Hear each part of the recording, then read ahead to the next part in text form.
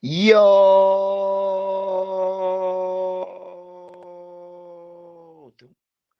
Made Media Magazine, OMC, man, off my chest, man, on deck.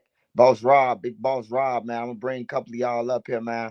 I want to get y'all opinion about the Lil Zell Summer shit, the gun and stuff, and a couple more things, man. I just want to get y'all opinions, some more opinions, man. More eyes mean more opinions mean more solutions. Hey, if y'all ain't voting, man. Hey, look at the best candidate. I can't tell you who you vote for, but look, man, Jamal Brown, man, the best thing smoking if you in Chicago, man. Fresh eyes, he young, and I'm talking about he ain't never been in office. So, I'm talking he ain't never stole nothing. We ain't never heard of that. I think it's safe that we could give somebody a chance, somebody who new and fresh a chance, man, because we already seen what the old dogs do. They don't know new tricks. They don't know that the internet here now, and they still doing the old shit. So y'all make sure y'all make that decision, man, on voting day, man. But Lori Lightfoot got to get up out of there, man. But this Trenches News, shout out OMC. What's up, man? What's good, man? Finally get to start one off with you. Uh, oh yeah, man. I've been looking for you, man. But I know you've been in Chicago doing your thing. How was your trip? That's good, man. Yeah, I mean, I'll break all that down now that we sort of out of the woods, you know what I'm saying? But it's Yeah, a rough one, man. I'll tell that whole story, man. Since New Year's Eve, man, it's been going. yeah. Hey, shout out to all y'all on the platform, man. Me and OMC, man. OMC, he a up and coming, man. He a real dude. He from Chicago, man. He an Army veteran, most of all, man. You know what I'm talking about? And he talk his shit, man. So y'all give him a chance. If y'all don't know him, he funny, bro. He humble. And you know what I'm talking about? He just like that, bro. He spark up today, bro. When alive, I'm telling you, he gonna make y'all laugh, bro. He funny, just natural like me. But shout out all everybody on here, man. Shout out everybody on here, bro. It's Life TV, Eastside Jeffrey Manor, NC, all my mods, Kaya Baby, Judah Morrison, Ray Duck, Juice Crew, OMC up here, Boss Rob, got all y'all. Chris Pratro, what's up? Savage Black, what's up? Prince J, what's up? Andrew Dixon, what's up? Yeah, man, it's been a lot going on in the city, man. Last couple of days, man, been like real crash out. Whew.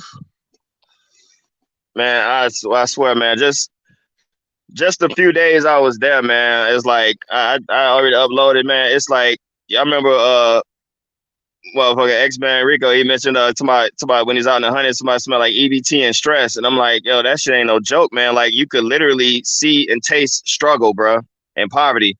And like right there on Madison and Central, my old school, Emmett, I see they trying to build something. I don't know if it's gonna be a community center or something like that, but like right there on the corner, they got like some artwork, you know what I'm saying? Look, they got look like a little field or something, you know what I'm saying?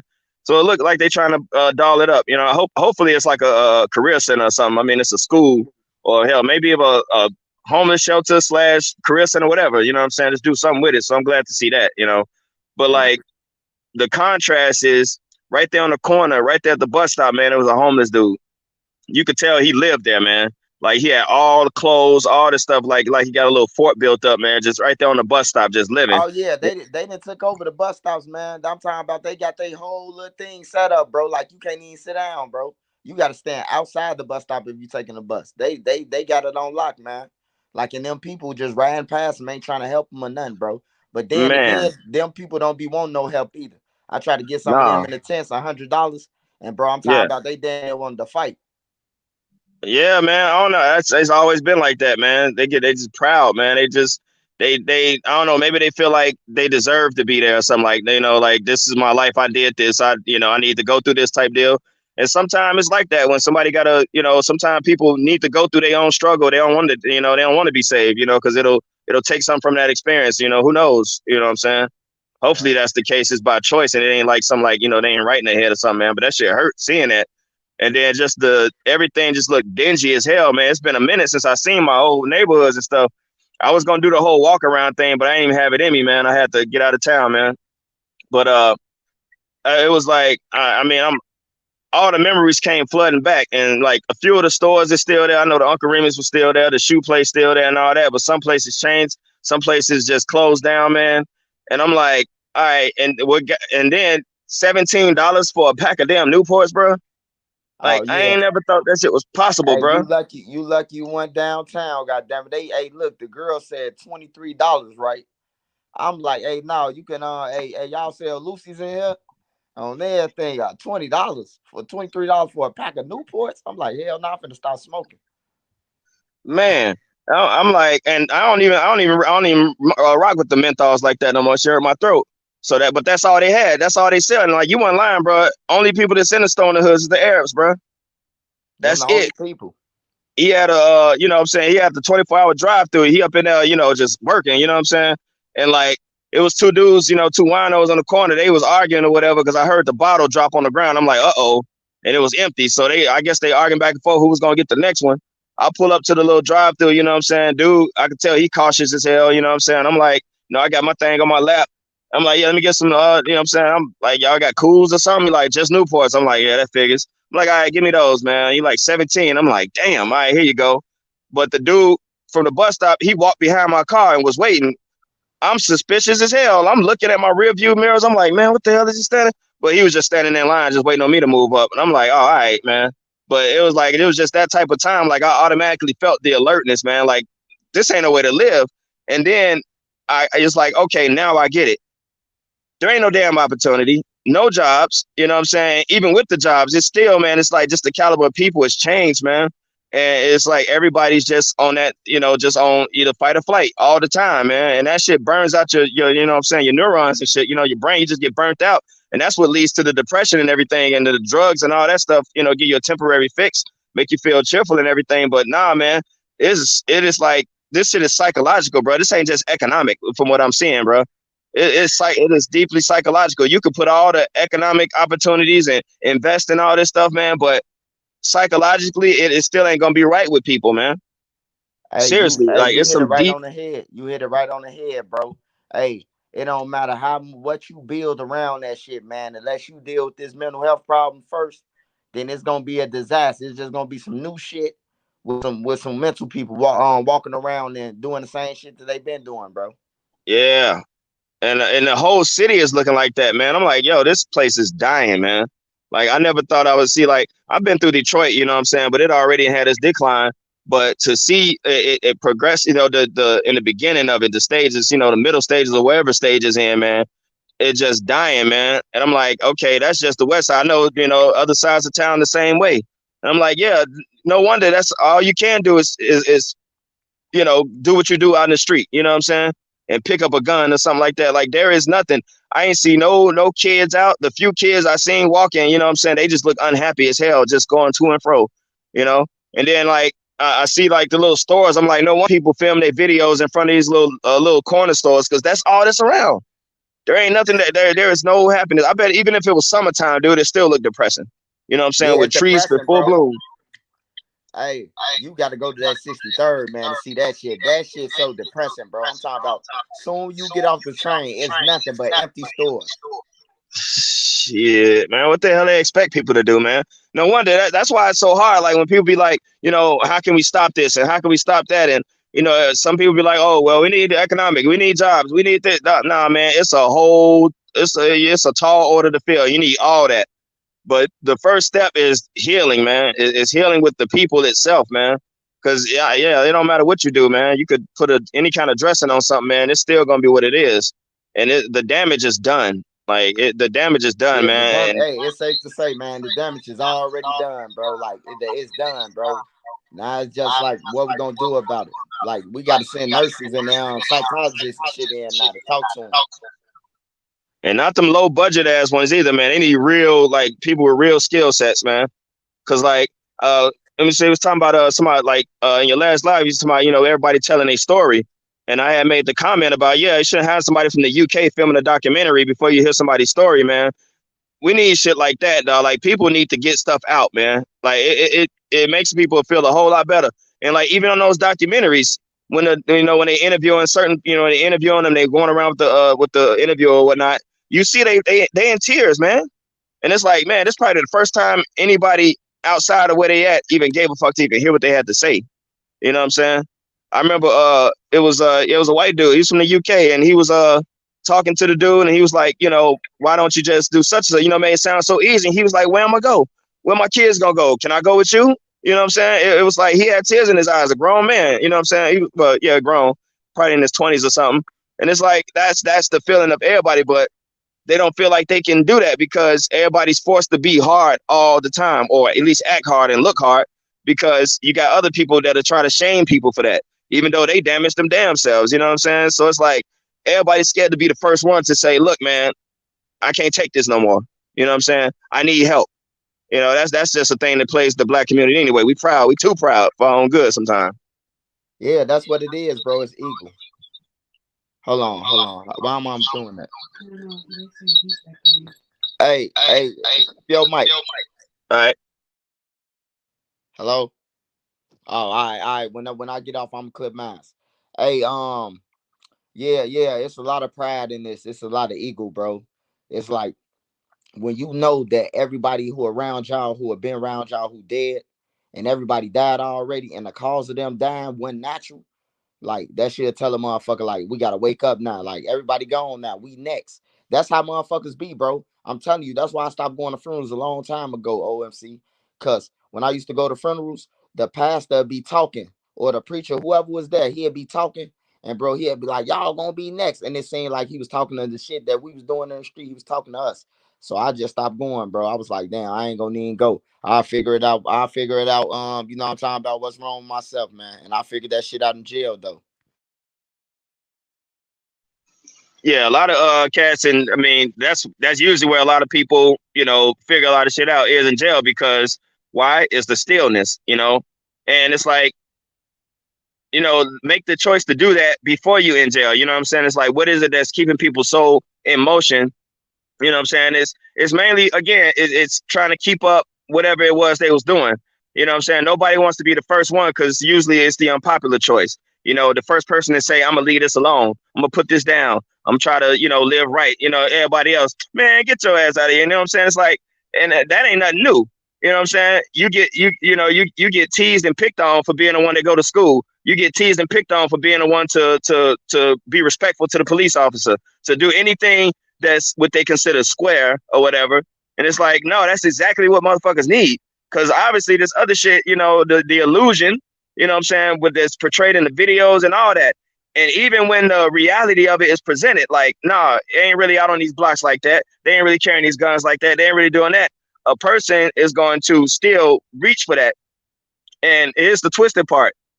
Most of the times they reach for that because it is the illusion, because it's not real, because most times it's unattainable, but it's good to talk about. Now, if you want to talk about going straight and doing that, that's the hard road to travel. And that's the one nobody wants to, I ain't gonna say nobody, but a lot of people don't want to travel down. You know what I'm saying? Because for one, it calls for standing on your own, which is another thing that I noticed. It's like, yeah, who wants to be alone in these streets? You know what I'm saying? You're gonna gravitate to whatever crowd you can feel protected in. And then with that is that loyalty. You know what I'm saying? Not necessarily, well, who said this line? A leader, follower never had heart. They just loyal. You know what I'm saying? They just don't want to be alone. You know what I'm saying? A lot of people are scared to stand on their own 2 feet because of the way it is. Just like, I guess, in jail, you know what I'm saying? I ain't never been there, but I guess in jail, you got to click up with somebody. You don't want to just be no neutron up in the, swinging in the breeze by yourself. And that's what I just observed in just a few days I was there, man. It's hard, man. I'm like, I don't even, it didn't feel like it. It sort of felt like home, but it didn't. It felt like I was visiting for the first time again, man. That's how I feel, bro. Like when I was walking, people didn't understand when I was walking. It was cold though. It was cold that day and it was breezy, and I only had on a hoodie. But like, man, I'm talking about it's like nobody's outside, and then when you do say somebody, they coming from an alleyway or they coming from some dangerous ass way that you won't alert about. Like nobody is walking up these streets. Everybody who I seen walking, they walking through alleys and gangways and shit to travel. That's when you know that shit dangerous over there, bro. When the nigga gotta walk through the gangway to get to a store or to get to where they going without walking on the main street and being caught, like that shit dangerous, bro. And I suggest everybody just like try to move, bro. If you gotta connect to an out of town source, rock, whether it's in Illinois, Rockford, Springfield, you have a family member down there, bro.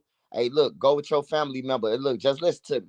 This the swipe crack commandments. It ain't nothing to do with no drugs, but this liquid crack, what I'm about to lay down for you.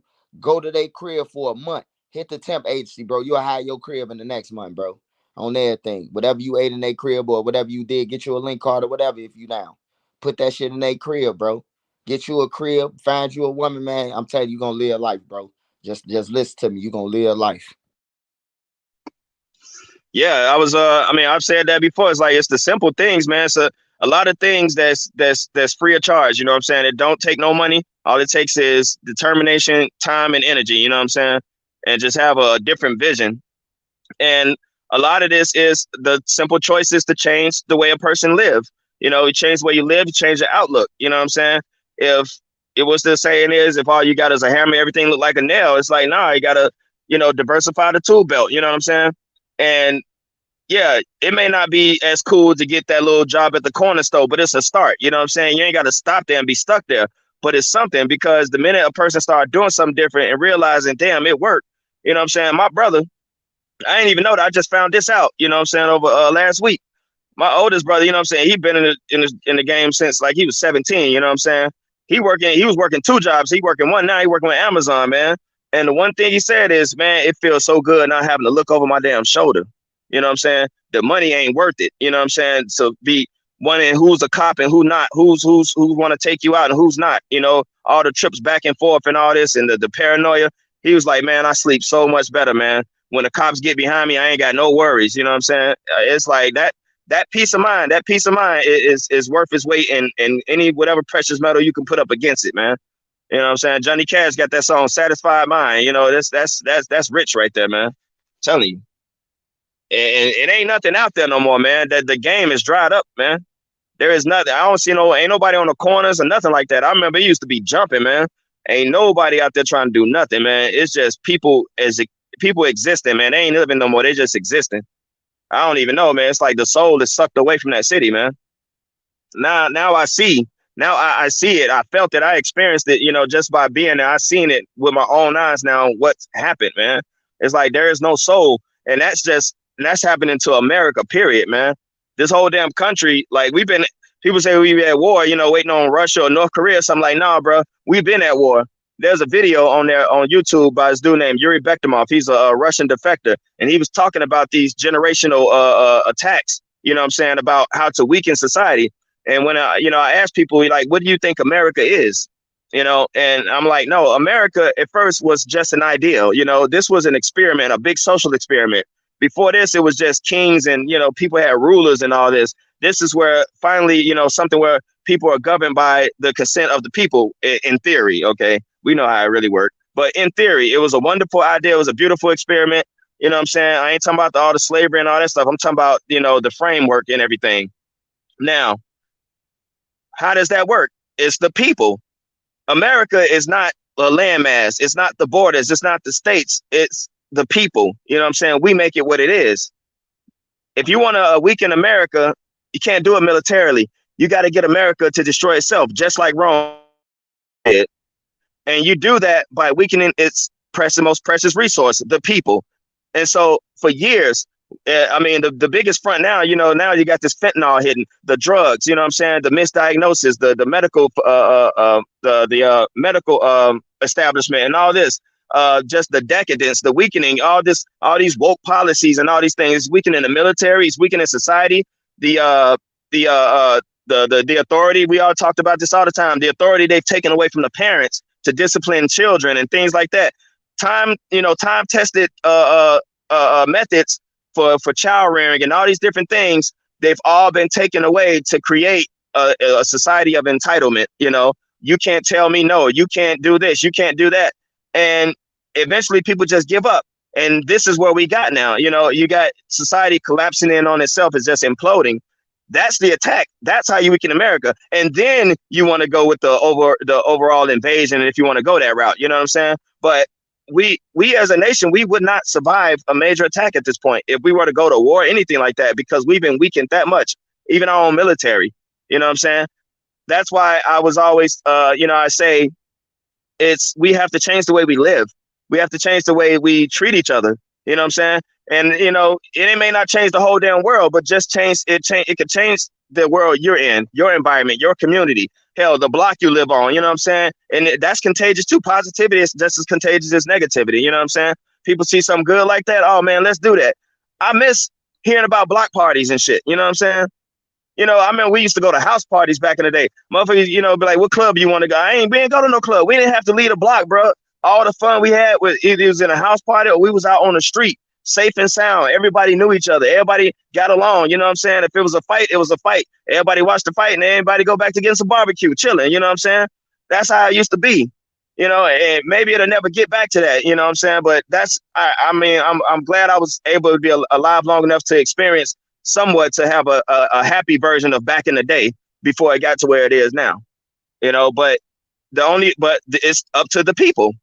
There ain't I don't care who you vote for. There ain't nobody going to do it but us. The people have to make the decision. You know what I mean? And they want to. I ain't talk to anybody out there. I look at some of these interviews or some, whether it be truth telling, anybody like that. And you see it on their faces, man. They want to stop. They do want to stop. No matter how much they say it's up, it's stuck, and it's this and this and that. When them cameras is off, man, their conscience is messing with them. They like, damn, man, maybe I shouldn't have said that. It's there, but nobody's there to say, hey, man, it's okay to feel like that. That don't make you weak. That don't make you scared. It don't make you a coward. It makes you smart. You know what I'm saying? That at least you do have the brain to even second guess what you said. You know what I'm saying? And the repercussions and the ripple effects of what it can bring, which is probably, some kind of harm coming to you or somebody else you close to, should nobody have to bury as many friends. Motherfucker like, man, I lost over 80 friends over this money. It's like, dude, that's some shit. No, bro. That sounds like World War II vets or some shit talking. You know what I'm saying? And these are just kids. You know what I mean? But it's somebody got to be the first one to make the unpopular but necessary choice to leave the life alone. And you know what I'm saying? And other people have to agree. Some people try to change their life and then the streets catch up to them. That's the shit of it. You know what I'm saying? That ugly cycle.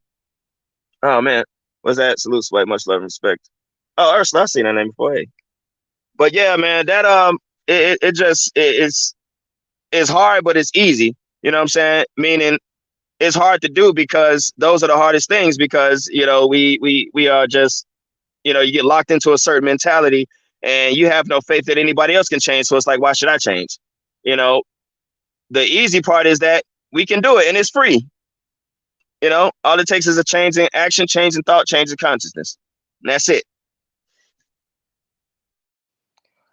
Hey, I agree with you. I agree with you, OMC, on all that, bro. It is gonna have to. We gotta want more. And I agree with you on don't. Hey, people really don't want a war, bro. I'm telling y'all, bro. I'd have been in the crib with Duck and all them, bro. They really didn't want the war, bro. They really didn't, bro. Like they really didn't, bro. They was losing all type of shit, friends and everything, bro. Everybody who came across them died, bro. At one point. Like for real, I was there, bro. I know they ain't want a war. Lil J and them, all them, that's a facade, man. Billionaire and them, all that's a facade, man. All that's just some shit that they gotta hold up to with they people, bro. If you seen them 101 and it was just y'all two, like I seen personally, I opened the door. They told me that Lil J and Zoo and fucking Rondo number 9 was on the same deck. So my auntie, she was a Cook County Sheriff Lieutenant. She was a lieutenant on the decks in Division 1. So I had went downstairs and opened up the door. On my mama, Lil J, what's the name? And they was on the same fucking deck, bro, chilling. Wasn't no fighting, wasn't none of that. So I know that people don't really want smoke, bro. It's just that you be having 1 or 2 people on the block, and they be like it's up there, and then everybody else fall for that shit. But really, you got to take into consideration these niggas probably ain't even out here who making these decisions. You know what I'm saying? Who making the decisions for the blocks? Is they out there 24/7 when the shit hit the fan? People don't be looking at like that. All right, hold on. I see some comments. I want to acknowledge people. I ain't trying to ignore y'all. I ain't realize I gotta go ahead and pull it up. But was that Magnificent Gaming? What's up? KJ? Yeah, I'm a mod. What up, Ray? Who else said something? Oh, hey Ray, what you say? You said we got Serial MC, got Ursula. What's that? What that mean?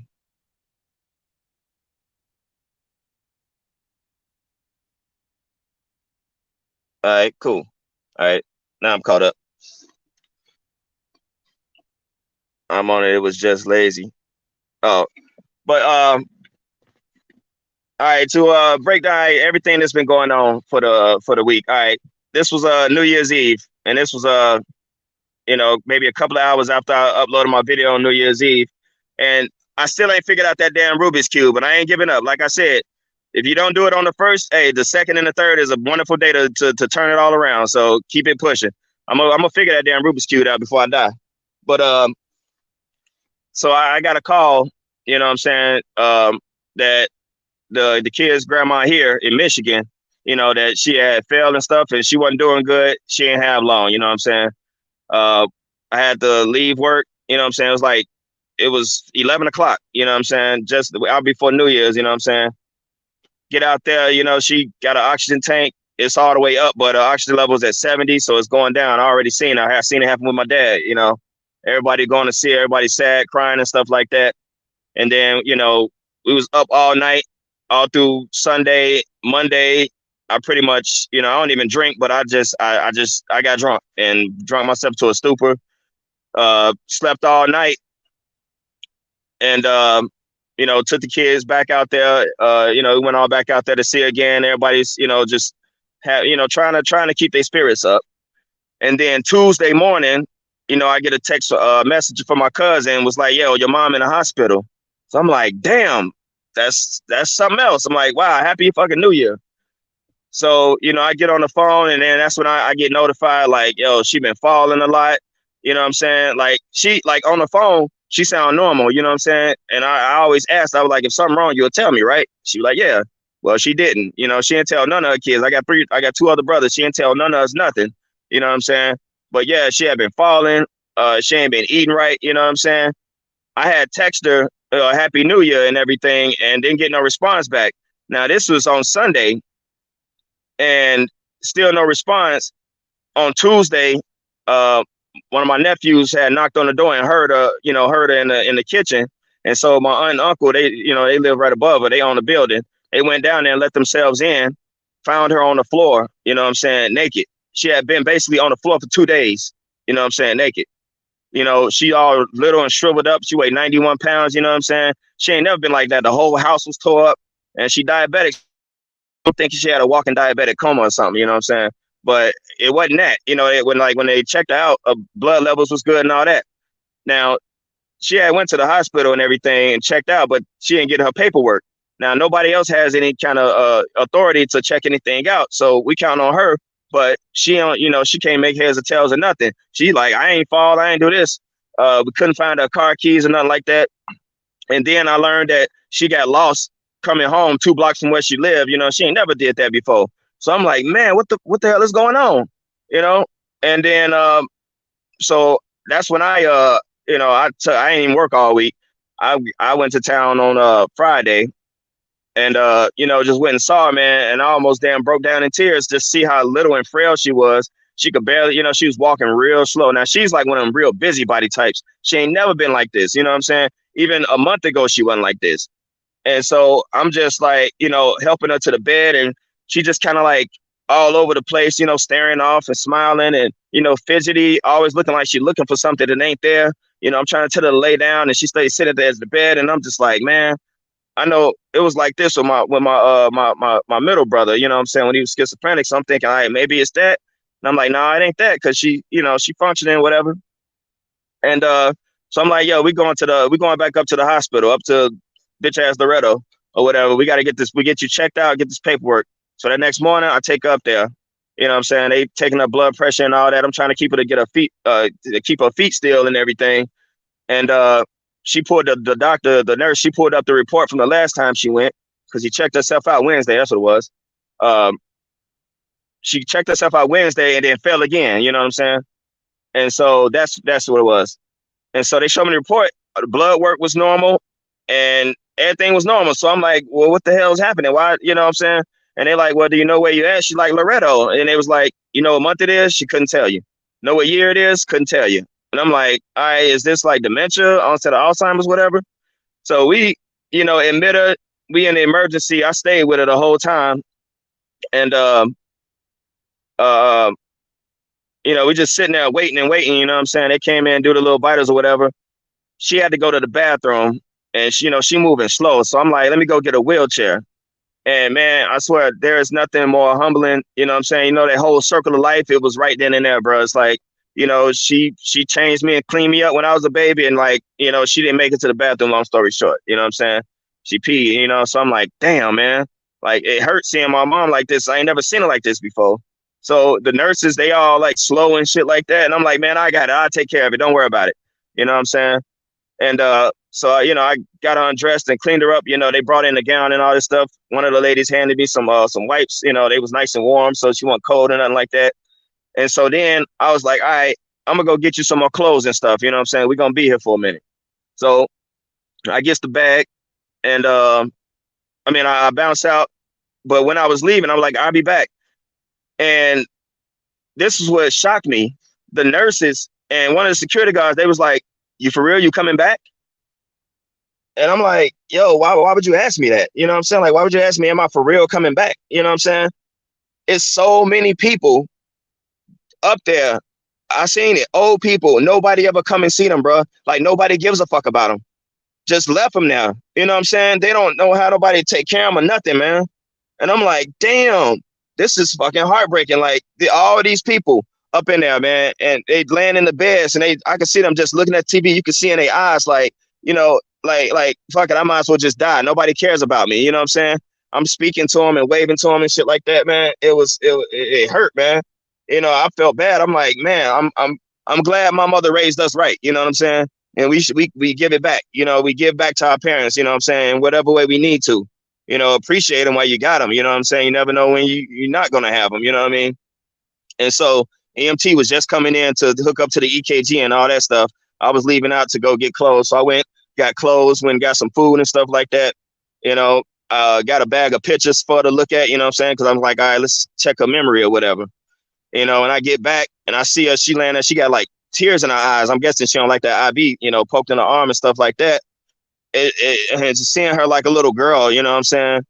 And she, I call her, I'm like, yo, mom, I'm back, I got you some salad, I got you something to drink and all this stuff, I got you some more clothes. Let's get you some pants on and whatnot. And then I broke out the pictures, Now by this point, they had did the CRT scan or whatever. No, I'm sorry, they was coming, still waiting for the blood work, so she couldn't eat yet. And I gave her some pictures. And one of the pictures was like a preschool or whatever. And I appreciate y'all, praying for the prayers and everything. I see the comments. I ain't ignoring y'all. I appreciate that. She, I handed her a picture, and it was a picture from 1977. And they had my cousins and my brothers on there. And she like, oh, there you go right there. And I'm like, Mom, that's not me. She was like, yeah, that's you right there. I'm like, Mom, that's 77. I was born in 79. And then she looked at it again and she was like, oh boy, I ain't know, I'm like, man. And then it started jogging my memory like, man, now I know why she forgot my birthday a couple of times and all these different things. Shit was going on, but she was like, I don't want nobody, because she got an attitude with with her sister and everybody when they told us. She was mad because she was like, I don't want my kids worried about me. And I'm like, we supposed to worry about you. We your kids. You know what I'm saying? Like, who else? You know what I mean? Yeah, you got family and all, but they ain't getting no younger either. They got issues. She just buried her son from alcohol and shit, a few months back. So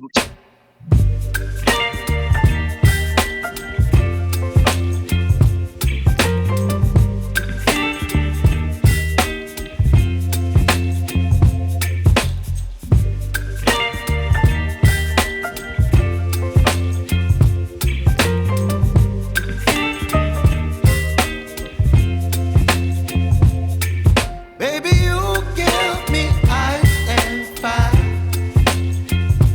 You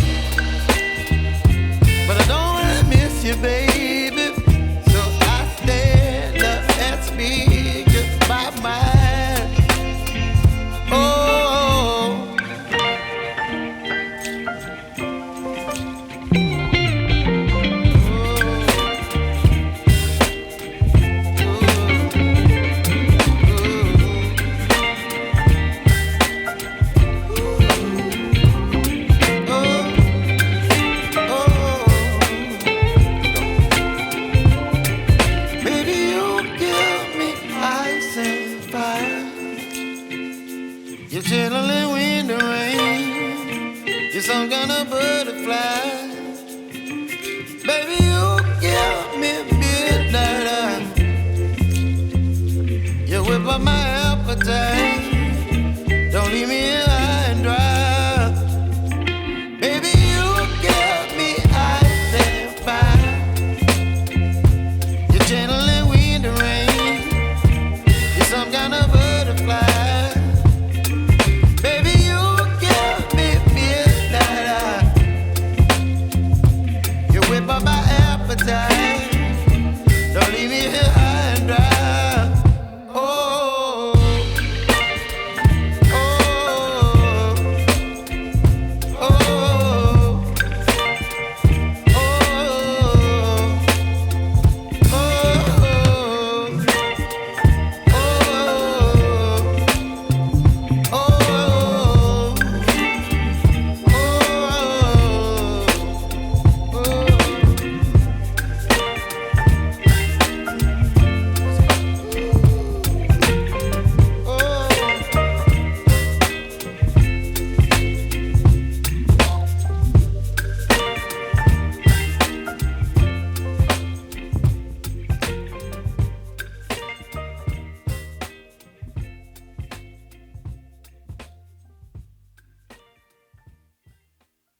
He like, yo, we don't see no results on nothing.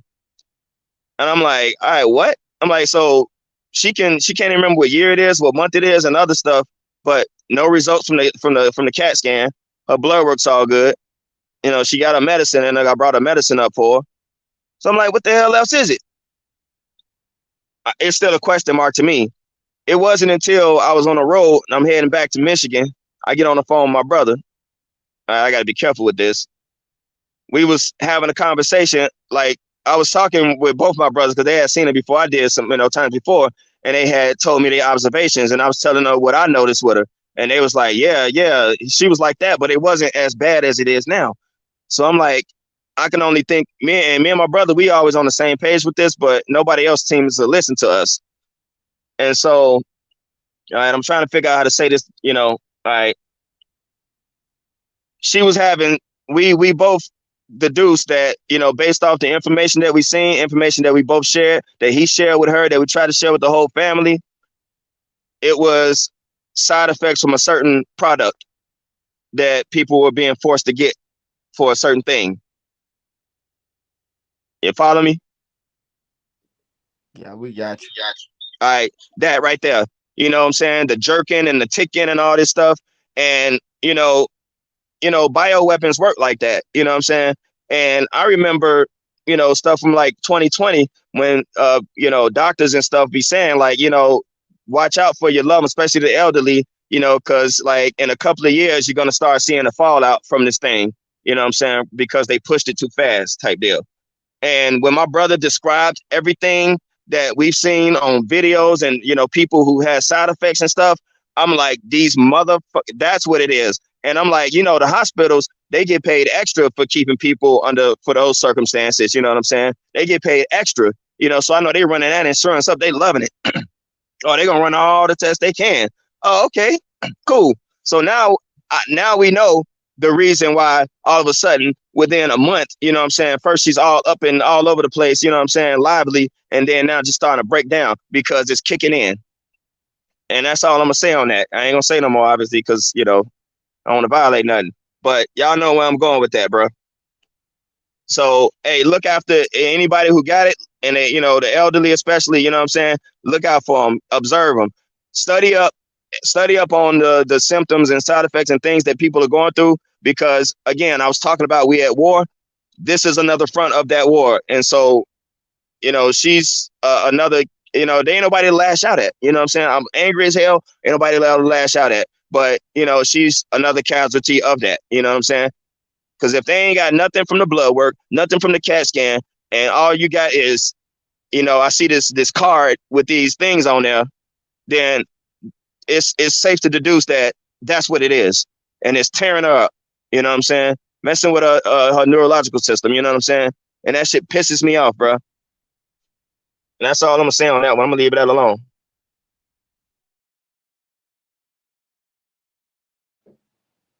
Yeah, pray for moms, man. Pray for moms, most definitely, man.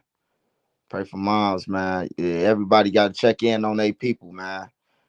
Period. Cause hey, it's evil out here, man. All around the board, man. Make sure y'all check on y'all people, man. On everything. Oh, my bad. I forgot to say.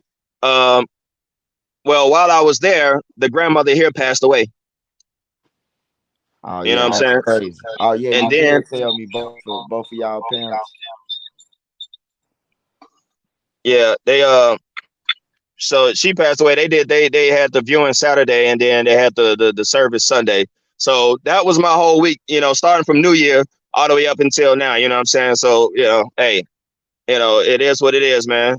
That's why I like the other night when I was on the live, man. I was having fun, man. Y'all don't realize how much that helped me and how much that raised my spirits, bro. Because I was juggling it. You know what I'm saying? Now all I got to do is just, I'm gonna have to go back. You know what I'm saying? Because I gotta get it. I contacted a primary care doctor and all that stuff. Let them know what's going on because she would tell them that she's okay. You know what I'm saying? I'm letting them know, like, no, I don't believe that. Send some people over. She needs some 24-hour care, something. You know what I'm saying? So I'm gonna have to go back so I can sign papers. That way I can make the calls myself, whether I'm here or there. You know what I mean? And that's the end of that one. All right, I'm gonna go ahead and mute. Even if they don't have special sauce in them, check on them. Right. For facts. Check on y'all people, man. Make sure y'all check on y'all people, man. Most definitely. That's the concern, man. Whether you even if you got into an argument with some of your people, man, they elderly, check on them, bro. It's only right. Cause people be dead, bro, in them apartments, man. I done been to old folks' home, bro, and seen so many people go, bro, to just not nobody checking on neglect. And they neglecting people in them senior homes and everything, bro. Just to let y'all know. Y'all family in one of them little senior homes, bro, them little off-brand senior homes. They got all ghetto people in there. I'm telling you, it's off the chain in there, bro.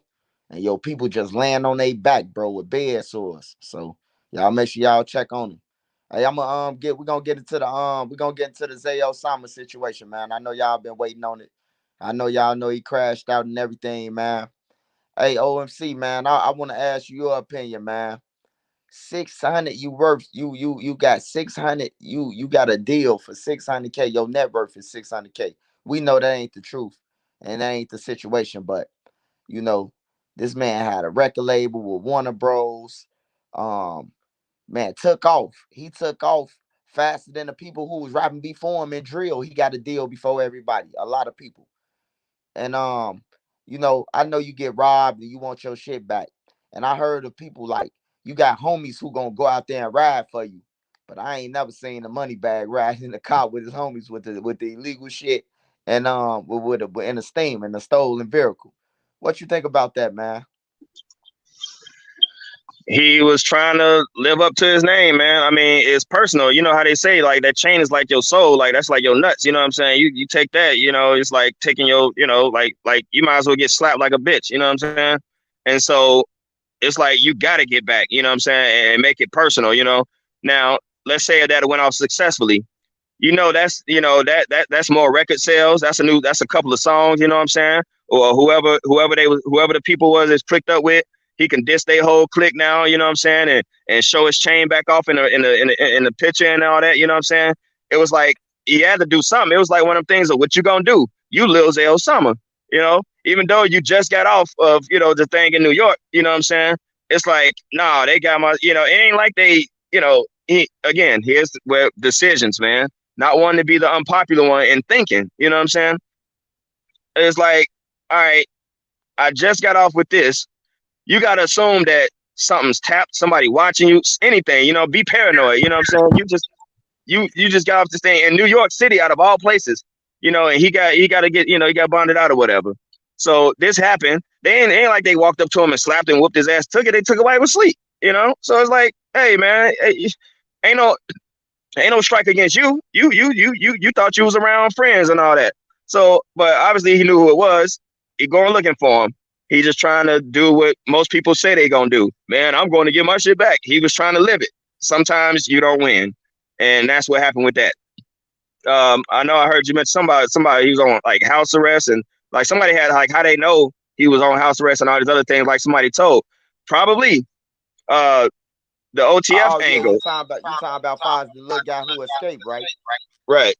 Oh yeah, somebody had to get him up. They knew he was 20 years old in that motherfucker thing. I know the police ain't had Miss Cleo on the crime scene. Right. And now you got it's like the OTF angle. Now I ain't saying like somebody had said in the comments like Dirt be signing his ops and then doing them in like no, I don't think it's nothing like that, but it's just bad energy surrounding that label, bro.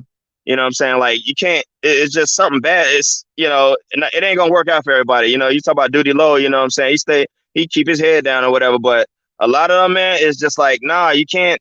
No, you can't do that. And if you do, it's like, look how Dirk moving, man. You can't hang around the same people.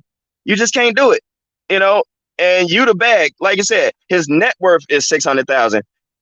He personally only got like 50,000. You know what I'm saying? The rest of that is, locked up in an album. He got to produce some albums. He got to, wardrobe or video shoot, studio time, whatever. You know what I'm saying? That 600,000 is already spent. You know what I'm saying? So now he's like the perfect artist because if he locked up, he can't record, which means they own his ass in perpetuity. You know what I'm saying? Until he produced the rest of those albums, and it don't matter how long it take because it's probably signed for life. You know what I'm saying? So he's a slave now. It's owe and own. You know what I'm saying? They own him and he owe them. Period. You know what I'm saying? And it works out for Dirk. He can eat off of it. You know what I'm saying? And he gonna be just stuck. You know what I mean? What the hell is this? Hey, just to me. Now look, that sound all good, right? That sound good, right? That sound good. Hey, but look, that case he was fighting in New York, he didn't beat. That's what y'all don't understand. He didn't beat that case in New York, bro. They dropped it. They could drop any charge, bro, and bring it back up. This is why they drop shit. They drop shit so when you get caught with your next fight, they can just automatic federal you, bro. On everything. Everybody ain't gonna get off like Bezu. Bezu been catching blessings since he was motherfucking. Since Bezu was goddamn it 14, he been catching blessings, and he ain't know how to count them motherfuckers. He just happened to have some money behind him, and they got some good ass lawyers on OTF. I can't hate on that. They got some lawyers who going in there and whooping shit. Them niggas getting caught with shit red handed on camera, and they still beating it. Well, how do you know that's him? That could have been anybody. I got two pictures that look like that could be Bezu. And then they get off. They been beating it though. You know what I'm saying? Motherfuckers got a it's like Lil Zay, man, it's a disappointment, bro. Because I heard it in his voice yesterday. When Memo told his ass to go and get his shit back, that broke Lil Zay Osama hard, man, because it came from Memo. Because they always clowning Memo. They always telling Memo, oh man, you a slave, you a goofy. Folks them said they did this, you got your J took and all that. And for Memo to tell him, let's do a J check, man, that shit hurt his heart, man. That nigga, I knew he was finna go in. Hey, when they said it was Zay Osama, Crime Chaser, I said, man, I knew you could hear it in his voice on that Clubhouse that he was finna go out there and do some stupid shit, bro. And then I fought his homies too. Cause I'm telling you, bro, this way it goes back to like I said on the last live. They always saying white people did this and white people do that. I guarantee if it was a white dude around there who had some investment or who was with the record label or cameraman or something, and Zay said, I'm finna go and hop in the car, I bet you he would have told Zay, nah, man, don't hop in the car, I got a film, let them go. You know what I'm talking about? My homies would have told me to get out the car. If I would have told them, knowing what position that I'm in, I know some real homies would have told me, swipe, go on ahead, bro. You know? Yeah, and with and even with like the first time Memo chain got took, it wasn't like nobody took it off of him, right? It was like it seemed like it's always some snake, like somebody sleep, they back turn, they around people they trust, they think they can trust, and then somebody thirsty as hell and go snatch it up. So all this flashing, and it's like it ain't like you boxed the motherfucker head up and took it off on him after you knocked him out or something. You know what I'm saying? You wait till motherfuckers go to sleep and all this. That's a bitch move. So there ain't no points for that in my book. Like what the hell you going? Oh look, we got a chain. It's like okay, I was asleep, or in Memo case, I'm sure. And another thing, if it's just one of you and you surrounded about 6-7 motherfuckers and they all, they'll probably kill you anyway. You can't fight back on that, bro. You could try to act hard all you want, but you got to take that small L, you know what I'm saying, to get a bigger win later. So there ain't no respect lost from that. People just see somebody holding the damn chain on the internet and just assume that they took it off of them. That's the only time you get points in my book. But other than that, you just a thief. You know what I'm saying? You ain't gangster. You just a damn thief and waiting for somebody to turn their back. Can't nobody leave nothing around you. You know what I'm saying? Whether it be a pipe or jewelry or a wallet or nothing like that. So it ain't even, they ain't even that hard to me, man. That's just weak. It's like, why would you steal that? What you gonna do? Pawn it? What you gonna get probably get a few thousand, you know what I'm saying? Whatever, pawn shop ain't gonna give you the real value of it. You know, you try to go and sell it somewhere, you hot as hell because it's a OTF, a custom OTF chain, it's real. So they gonna know exactly what arrows to point, and you know what I'm saying? So that's that. Why do that for a short-term gain instead of, linking up with this dude and possibly doing some business with him, or, he just bring you on the squad or whatever, you can be my security, whatever it is. You know how Dirk got people around, just, motherfuckers be calling people they babysitters and all that, but it's like, and nigga, you paying me 20,000 a bit? Hey, where that baby at, bro? Hey, I heat up a bottle, I get some damn, I'm sitting over here, just like when they say people in a NBA, be like, you rode the bench all season. So? I'll ride the damn bench. I'll play 2 minutes. I'm getting 6 figures. Fuck you. And I ain't risking breaking my knee or nothing like that. So what? I was on the team. I'm still getting a ring if they win a championship. Kiss my ass, man. People need to rethink their priorities. Hey, you see Master P, OMC. That nigga Master P say, goddamn, at least I've been to the NBA. Yeah, right.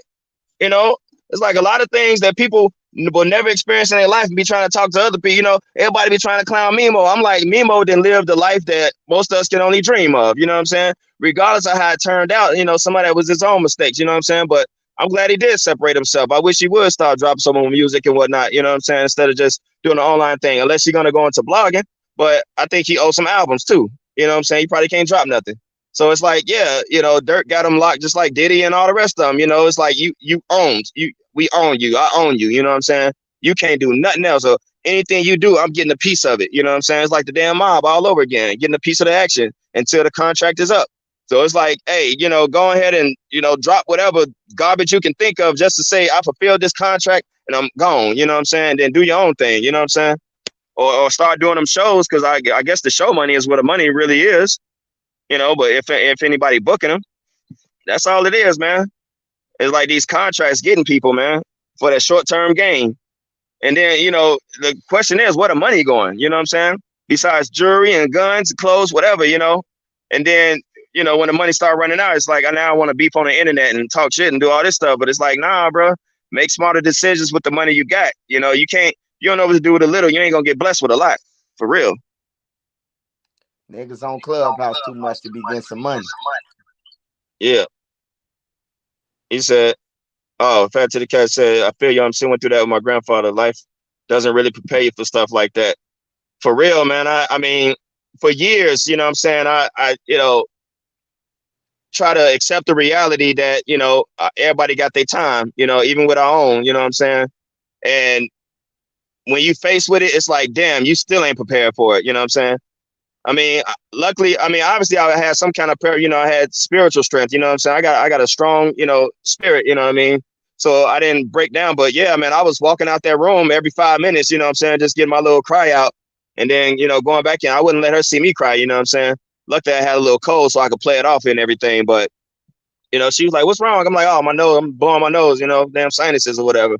But yeah, some of the nurses that was doing their job, they was like, it's going to be okay.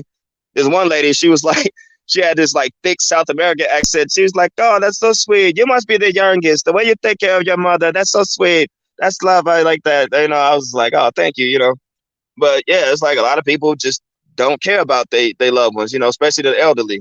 They just alone, man. That ain't no way to be for nobody. I wouldn't wish that on nobody, man.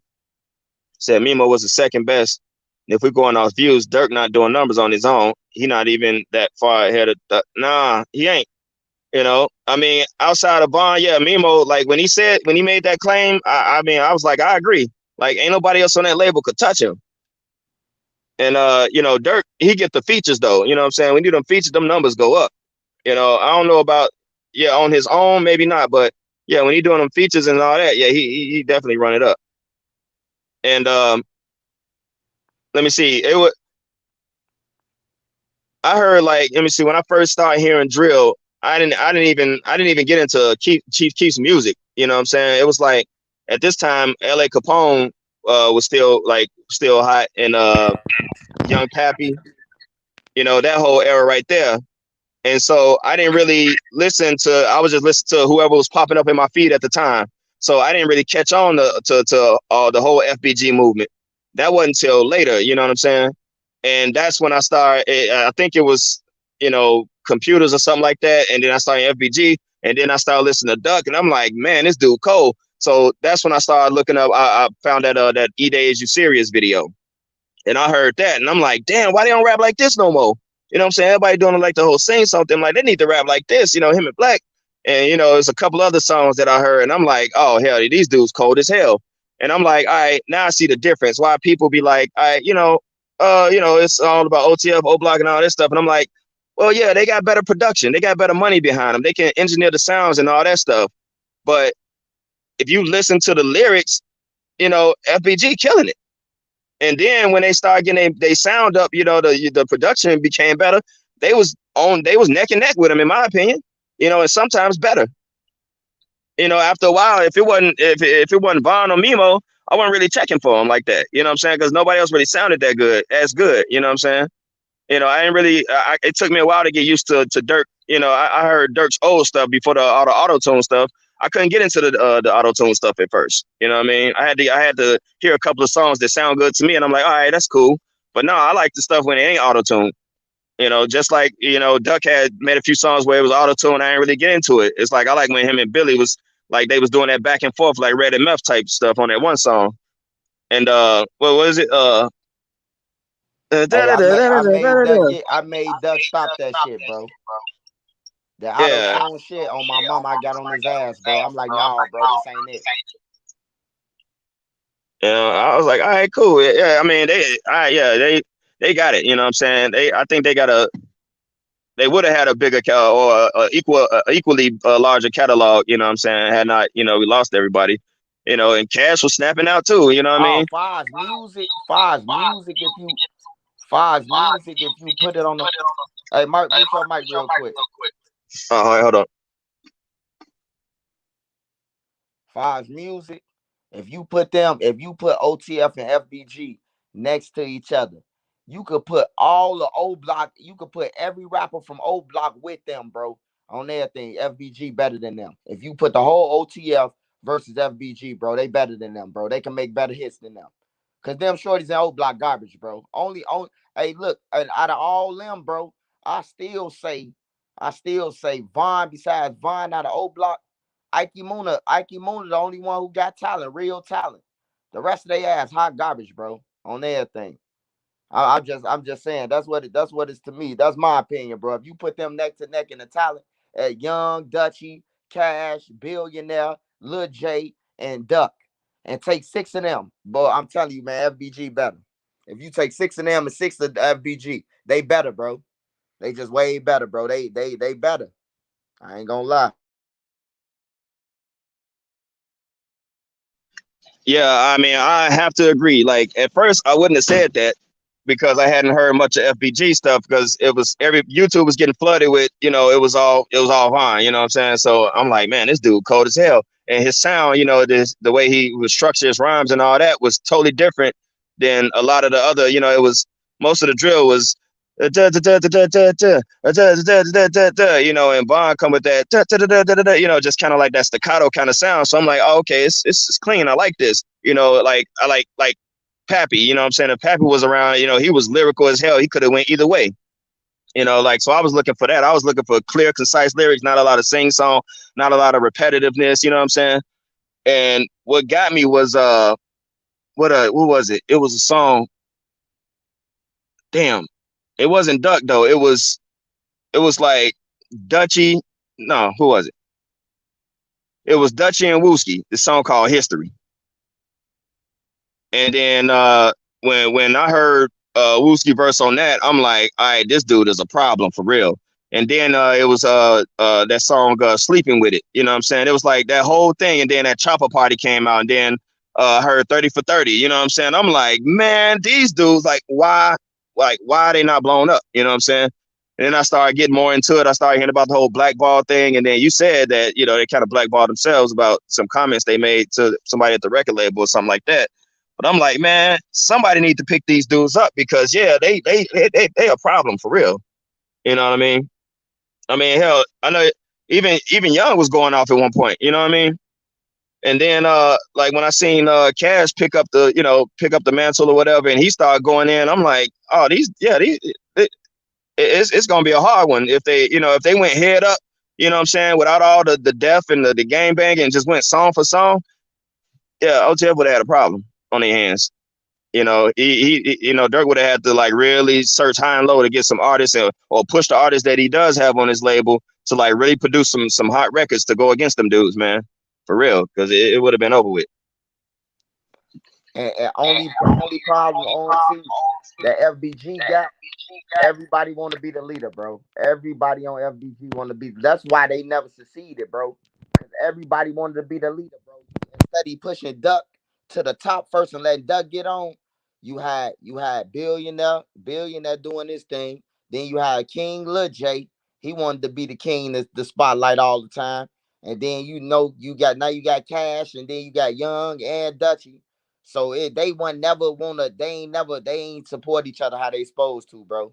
Like O Block, you seen when Vaughn got out, you seen how everybody was behind. It reminded me of Chief Keef, bro. When Chief Keef came out, bro, he had every fucking block behind him, man. That's how Keef succeeded, bro. He had all the high school kids, everybody behind him, bro.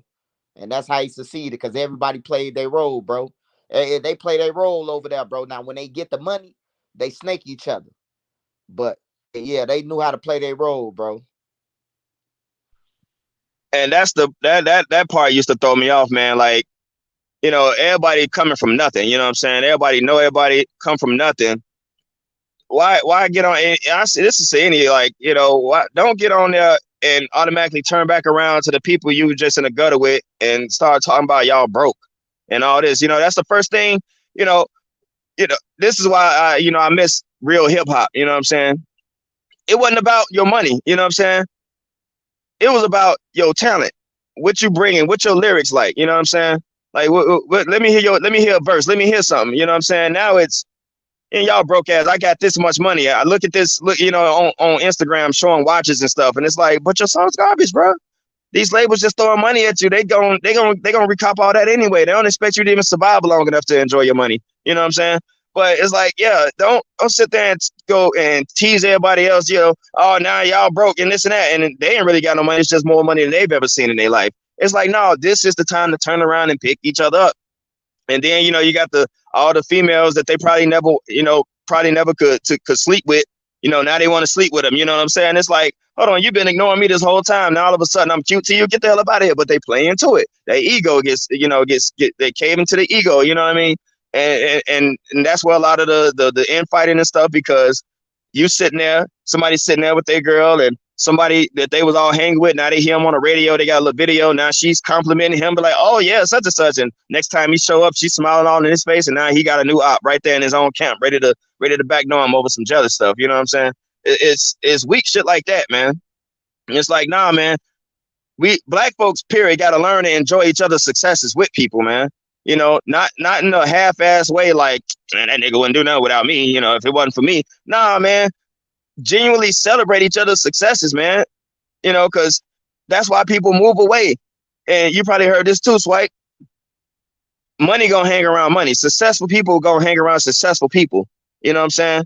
And like, say you go somewhere, you're in a room, and you in a room with people, up and coming businesses or people who established or something like that. And you dressed a little different, you got on a suit or something, you dressed a little casual, you start feeling like money. You start feeling successful, bro.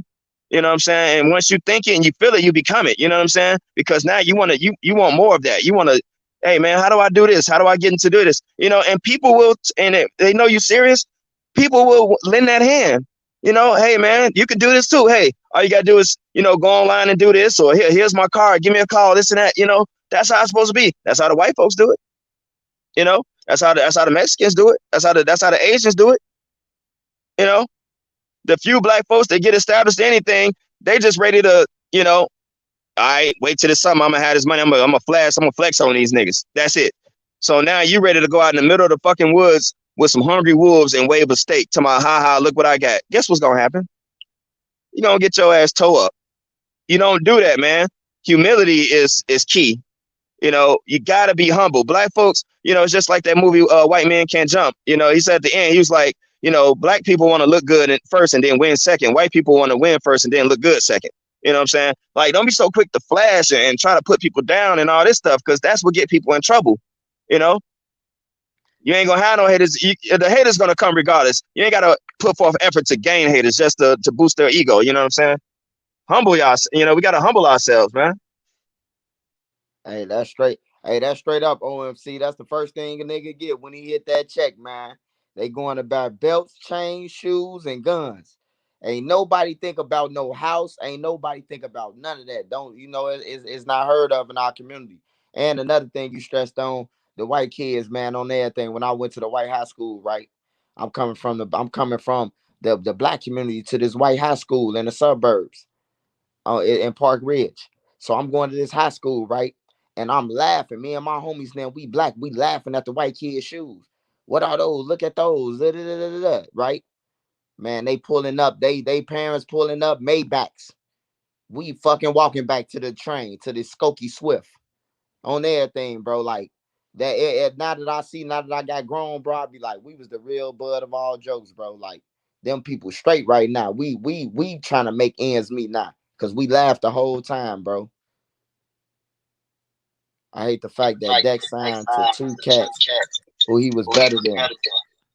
Oh yeah, Dex wasn't supposed to sign to no Rich the Kid either. Dex, famous Dex, that pissed me off about famous Dex, and then I'm finna let OFC get back on it. Famous Dex, man, he had no business. He just like Lizelle Osama. Famous Dex ain't had no business signing the what's her name, bro. He had a hit song, bro, that he could have went with any other label besides motherfucker Rich the Kid. Rich the Kid tricked him, bro. And now he like a dope fiend with Rich the Kid, bro. You can't sign to nobody who getting signed to somebody else, bro. And that's the whole thing I'll say about Zay Osama, man. Oh, why would you even go around OTF, bro? Like what was the motive, bro? Like I know some extra money because you got to be fucked up to sign with Lil Durk. You got to be fucked up because he had the same opportunity as Lil Durk. So I know that he fucked up for sure. You know what I'm talking about? All them lawyers that y'all see and all that. Oh, Swipe, he ain't fucked up. He got lawyers. Man, them record labels will send a lawyer and see if they can get you out. And they gonna slave your ass some more, put another contract on your ass. Yeah, and I mean, I seen the last video I seen of Dex, man. It was it was bad. I think he's sobering up now, right? He clean, he getting clean or something like that, man. Because the last video I seen of him, man, he looked like a zombie, bro. Like his eyes were just glazed over. It looked grayish almost, man. And he got tattoos all over his face and stuff, man. And I'm like, that's what these people like. When it gets you out there. If you on a certain type of drug, they love it. They want to know what your vices are because they're gonna give you all you want so you can lose your soul. You know, why they just, wrangle all your money from you, you know what I'm saying? And so whatever he was on, they made sure he had plenty of it, especially if they thought it helped them creatively or whatever, because they know you're gonna burn out. They hoping for it, you know what I'm saying? They want you to burn out because they gonna get all that money. And if you can't produce, guess what? They still own your ass. So anything you do, they're gonna get a piece of that change. It don't matter, man. We gotta we gotta learn the value of a dollar. I mean, what was it? Somebody had told me when I was in New Orleans. They said if you got money you can count, you don't have no money. If you can count it out, you ain't got no money. So if you got a few 100,000, you sitting there, you count it out, that ain't no real money.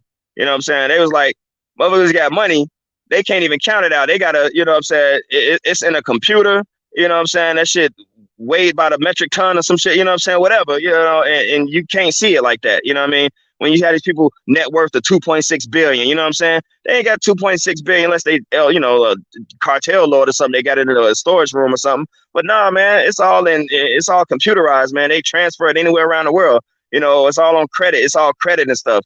That's another thing. When people be saying like these people are like, what we was talking about, Kanye is a perfect example. Oh, Kanye is worth billions, yeah. But Kanye didn't have billions.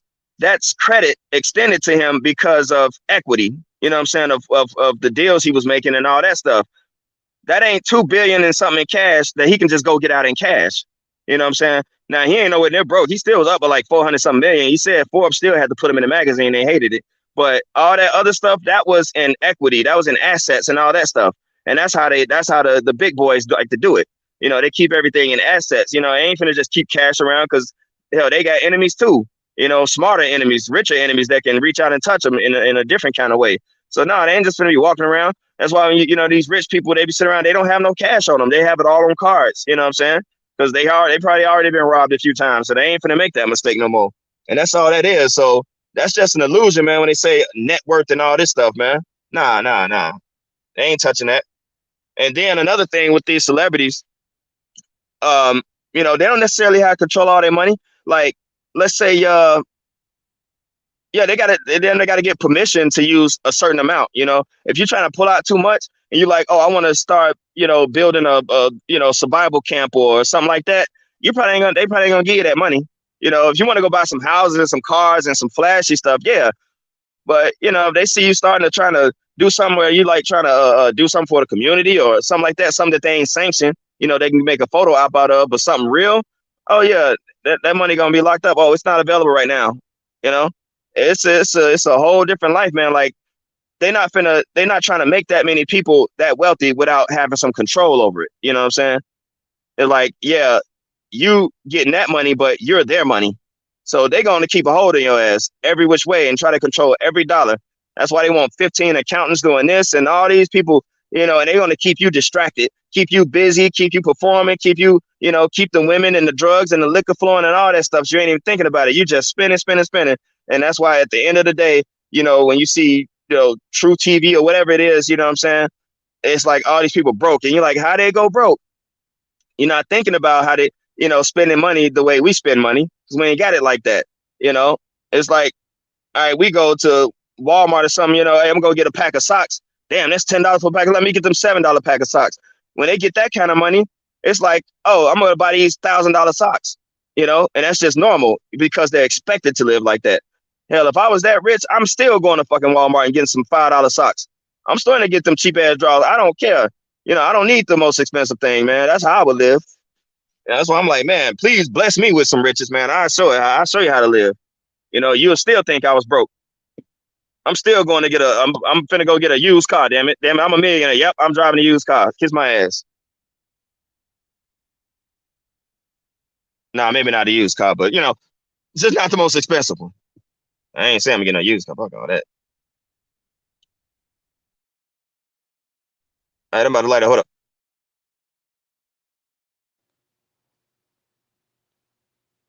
Shout out, WOPTV too, man. Shout out the new member, man, the newest member, man. Swags 9 mil, 762 Big Runts. What's up, man? What's up? What's up? We talked we talked We about talked about Lil Zay. let's say, Hold on. how long?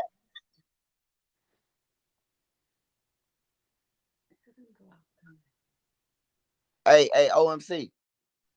Yeah. Hey, Hey, click your click your thing and thing go and back, go come back, back come in. back in. What, leave and come back in? Yeah, leave Yeah, and come leave and back come in. back in. I'm All right. trying to I'm see trying to something. see something. Why is Why doing is that doing shit? OMC will be right back, y'all. I'm trying to see what is the static and shit.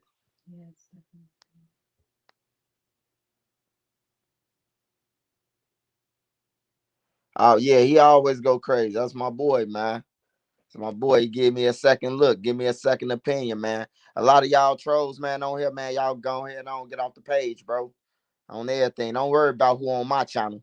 If you want to go and check out, if you want to go to Fairy Tale Land, they YouTube page called Fairy Tale. Go and listen to that shit on everything. Cause I either seen or done it. A homie served the dummy, been fronted, down bad on your money. I don't know where OMC go. Facts, MLM, not everything, but I was sliding Dollar Tree for sure. Oh yeah, bro. Hey, look, bro. I'm telling y'all, man. Niggas was going to, they was going to the crew. They was going to the Gucci store and all that. Hey, bro. I was hit Burlington Coat Factory. I was shopping at Marshalls. I was shopping at TJ Maxx. I'm telling you, bro. They got the same designer as all these other stores, bro. Don't be blinded by the light, man. I'm telling you, I was hitting Burlington Coat Factory. Anybody know about Burlington or Marshalls or TJ Maxx? They got the same shit as everybody else. You fuck around and find some Uggs and Gucci up in them motherfuckers. I'm not paying no money. I'm going to Old Navy and give me some jeans if I got to. Hey, come on, OMC, come up. Better stop keeping up with the Joneses, man. Save that motherfucking money.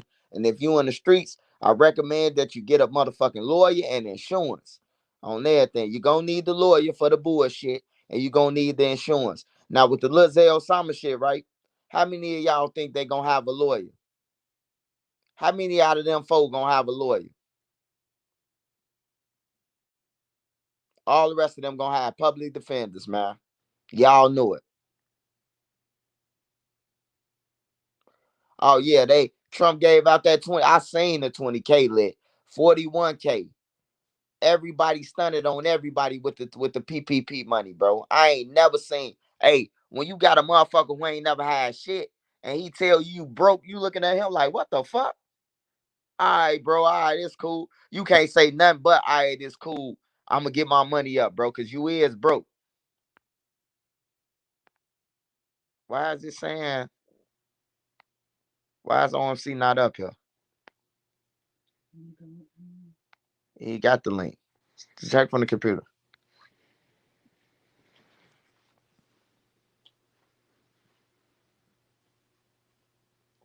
But he say, hey, hit up Memo Daddy. Hey, him Memo Daddy was TJ Maxx and all that shit was before Memo Daddy. When I bumped into Memo Daddy, that's when I was in the streets like DJ Limos and all that shit, DJ PJ, DJ Dion, all them was in the street, DJ Monty. We going to a party or it's a party on our block, bro. You got to get fresh. And everybody else had the Gucci money and shit like that. You got a lot of people because they from the projects, so they had hustle money. I ain't had that shit. So I was sliding Memo Daddy with the 40 ball Jamal. Give me a head to toe. I might give me some see-through ones. See-through ones. Give me some motherfucking shorts and a shirt. You know what I'm talking about? That motherfucker might not say a Hill figure. It might say Hillman. But you know, I hid the M with my dreads.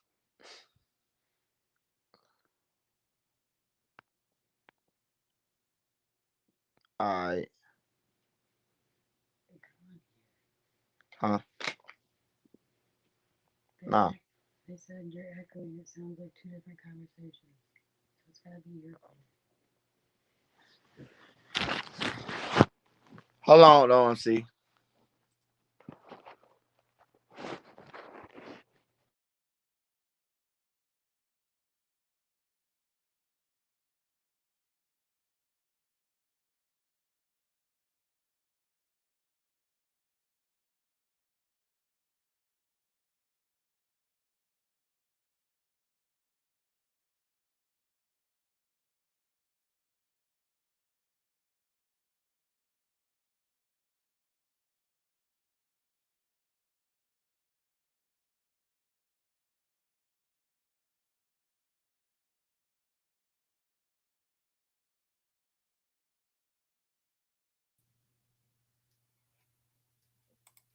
Yo.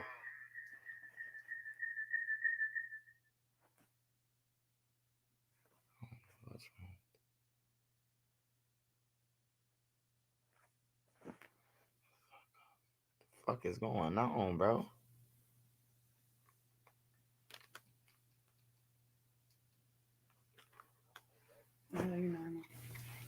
Hello?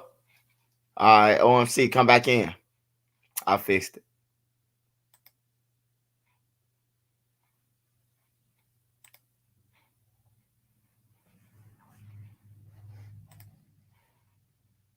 All right, I'm back down, y'all. I'm back down. Y'all can hear me clear now? Can you hear me clear? Hey, don't be laughing at my Hillman, goddamn. I at least I had enough respect for myself to cover the motherfucking letter up. You had some niggas just walking around with that. They shit saying Timberland on everything. I ain't going like that. If my shit didn't say Nike and it just said Nike, I made an E. I drew the E up. Yeah, I did. It's called fake it till you make it. That man say your mom's boyfriend say Tim got a motherfucking Irish leaf on that motherfucker. I damn near had some of them too, though. Show did, man.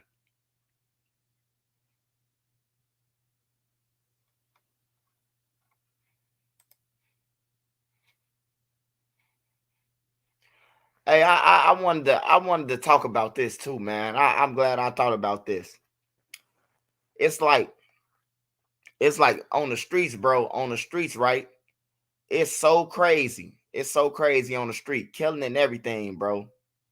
But the same demographic, right? The same people who got ops and shit, right? Same people who got ops and all that shit, right? They be out on the street chasing each other down, blood. I swear to God, chasing each other down. I don't get it. But we never hear, unless I report it every once in a while, that like motherfuckers getting whooped and shit. You hear me? Like you would think it'd be going crazy in here how they be doing out on the street. All right, there you go. Hey.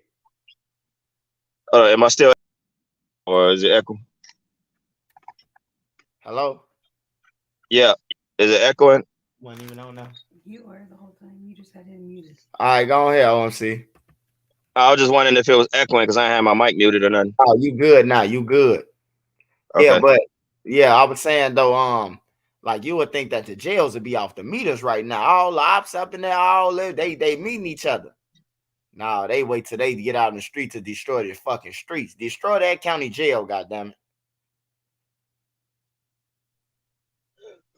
Yeah, and it reminded me of that movie First Time Felon with Omar Epps and Tretch. Was it Tretch? Yeah. One was a GD, one was a vice lord, and they was into it. And they was turning it up, at first, and then they eventually started working together and getting along, you know what I'm saying? And I think when it was getting ready to get out, he was like, what we gonna do when we get out? It was like, we cool in here, but like, out there, I'm GD, you still a vice lord. And he was just like, just take it one day at a time. And that was cool. And I'm like, that should be the kind of conversations that, people be having when they behind them walls. It's like, hey, somebody, whoever the everybody respect up in there, like, yo, look around, man. What we doing? We ain't trying to kill each other. We ain't got no guns in our hands. We ain't got no drugs in our systems right now. And look what we doing. We playing cards. Just like you said, Swap, everybody, they playing cards. Everybody cool. Everybody just trying to just trying to keep their head low because they ain't trying to get in trouble. Just transmute that to the streets. What is it about the streets that make people switch? Yeah, I still try to figure that out. See, I think about that every day. Like, damn, how's they getting along in jail, bro? But then get on the internet, they be on the same deck with each other. Then get on the internet and be like, I'm finna kill you, I'm finna slide on you. Like, damn, y'all just did 9 months on the deck together. My name D-Ball Scud. You might remember me. The Truth, Ben Trap Style, my brother's Big Stutter, and Lil Stutter from I Gotta See What You Say. My brother's is Stutter and Lil Stutter from 39. Oh, I know exactly who you is. Yeah. Why? Yup. TV2. He said that poll give him courage. That's part of it. But obviously, the ones that's locked up, they the ones they was the active participants. You know what I'm saying? So it's like when they get out, they should have all the respect and like, they make that agreement in jail. Like, look, man, we ain't at each other's throats now. Let's transmute that to the streets. And you know what I'm saying? Either whether it's for the kids, for themselves, whatever, you know what I'm saying? Any reason is a good reason to stop. So I'm wondering, who is it out there that's influencing them to keep this crap going? Is it, obligatory loyalty to everybody else out there in the cliques or whatever? You know what I'm saying? Do they even admit that they was cool with these ops in jail when they get out on the streets, or do they tell stories? You know what I'm saying? To keep stuff going. They tell stories, OFC. They lie. You got to get these niggas at 4K in there. You know what I'm talking about? Oh, what up? Kicking it with them. Like I talked to Trey 5 and Brick. Trey 5, Brick, and Gucci from Gyro was on the same deck. I sent all 3 of them money. You hear me? I hit a lick and sent all 3 of them money at one time. Trey 5 Block, Brick, and the Gucci. Man, I mean, we need to get somebody of influence in them jails, bro, and talk to these dudes. Hey, You know what I'm that's what I saying? think Like, we yo, need to do. That's what I think we need to do, man. Because that's what that in reality on every street. That's what a power at in the jail, bro. it's Like if a nigga know they can't come back up in here. Hey, look, man, y'all both come back in here, bro. And y'all on that shit, bro. We hear something, boy, we fucking everybody up. Like it got to be some type of. It got to start somewhere, bro. Like I'm trying to figure it out, the niche, bro.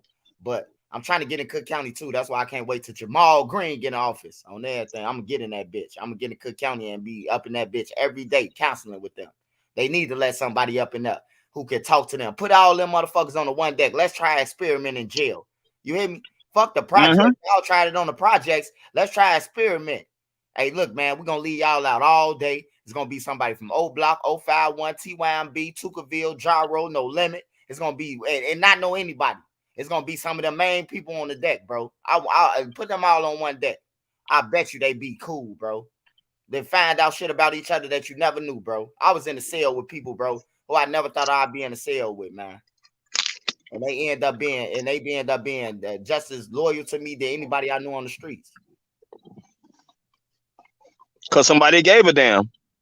You know, that shocks people, you know what I'm saying, when they grow up that way and somebody actually showed that they give a damn about them. It's like, damn, this motherfucker hooked me up, man. It's like, yeah, it's possible. You know what I'm saying? Because the hate is not real. You know what I mean? Motherfuckers got to work hard to stay that mad all the time. You know what I'm saying? To be on that so-called demon time. You know, it takes a lot of drugs and a lot of staying in stuff to keep yourself mad in order to be that mad that long to just want to wipe out, you know, an entire block. You know what I'm saying? And call it a skull, you know, a scoreboard. You know what I mean? That's not, I mean, it's real, but it ain't real. You know what I mean? They don't really want this. So again, there's somebody that's influenced. I don't know. It might be older heads, you know what I'm saying? OGs or whatever, you know what I'm saying? That's profiting off of them killing each other out in the street. Who knows what it is? But there's some element in that street on them blocks that don't exist within them walls. Somebody said they're scared to take an ass whooping and you know, ain't no pipes in jail. That is a factor. You know what I'm saying? A lot of people, you see them, they look malnourished, half of them. They look too like they can't throw a decent punch.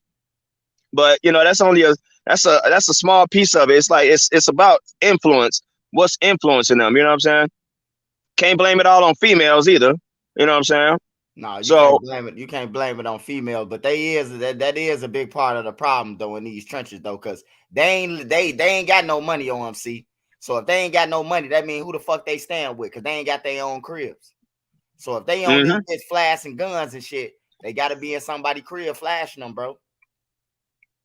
He said, Up TV said, I think it's peer pressure. Yes.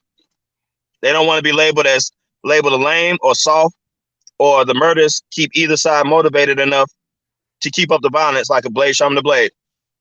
There you go. That goes back to nobody wanted to make the unpopular choice to say, let's put the guns down. Let's stop this. Because the peer pressure, the ones that's doing the peer pressure, obviously they ain't the ones that caught no bullets yet. Them the ones that ain't spent no time in jail yet.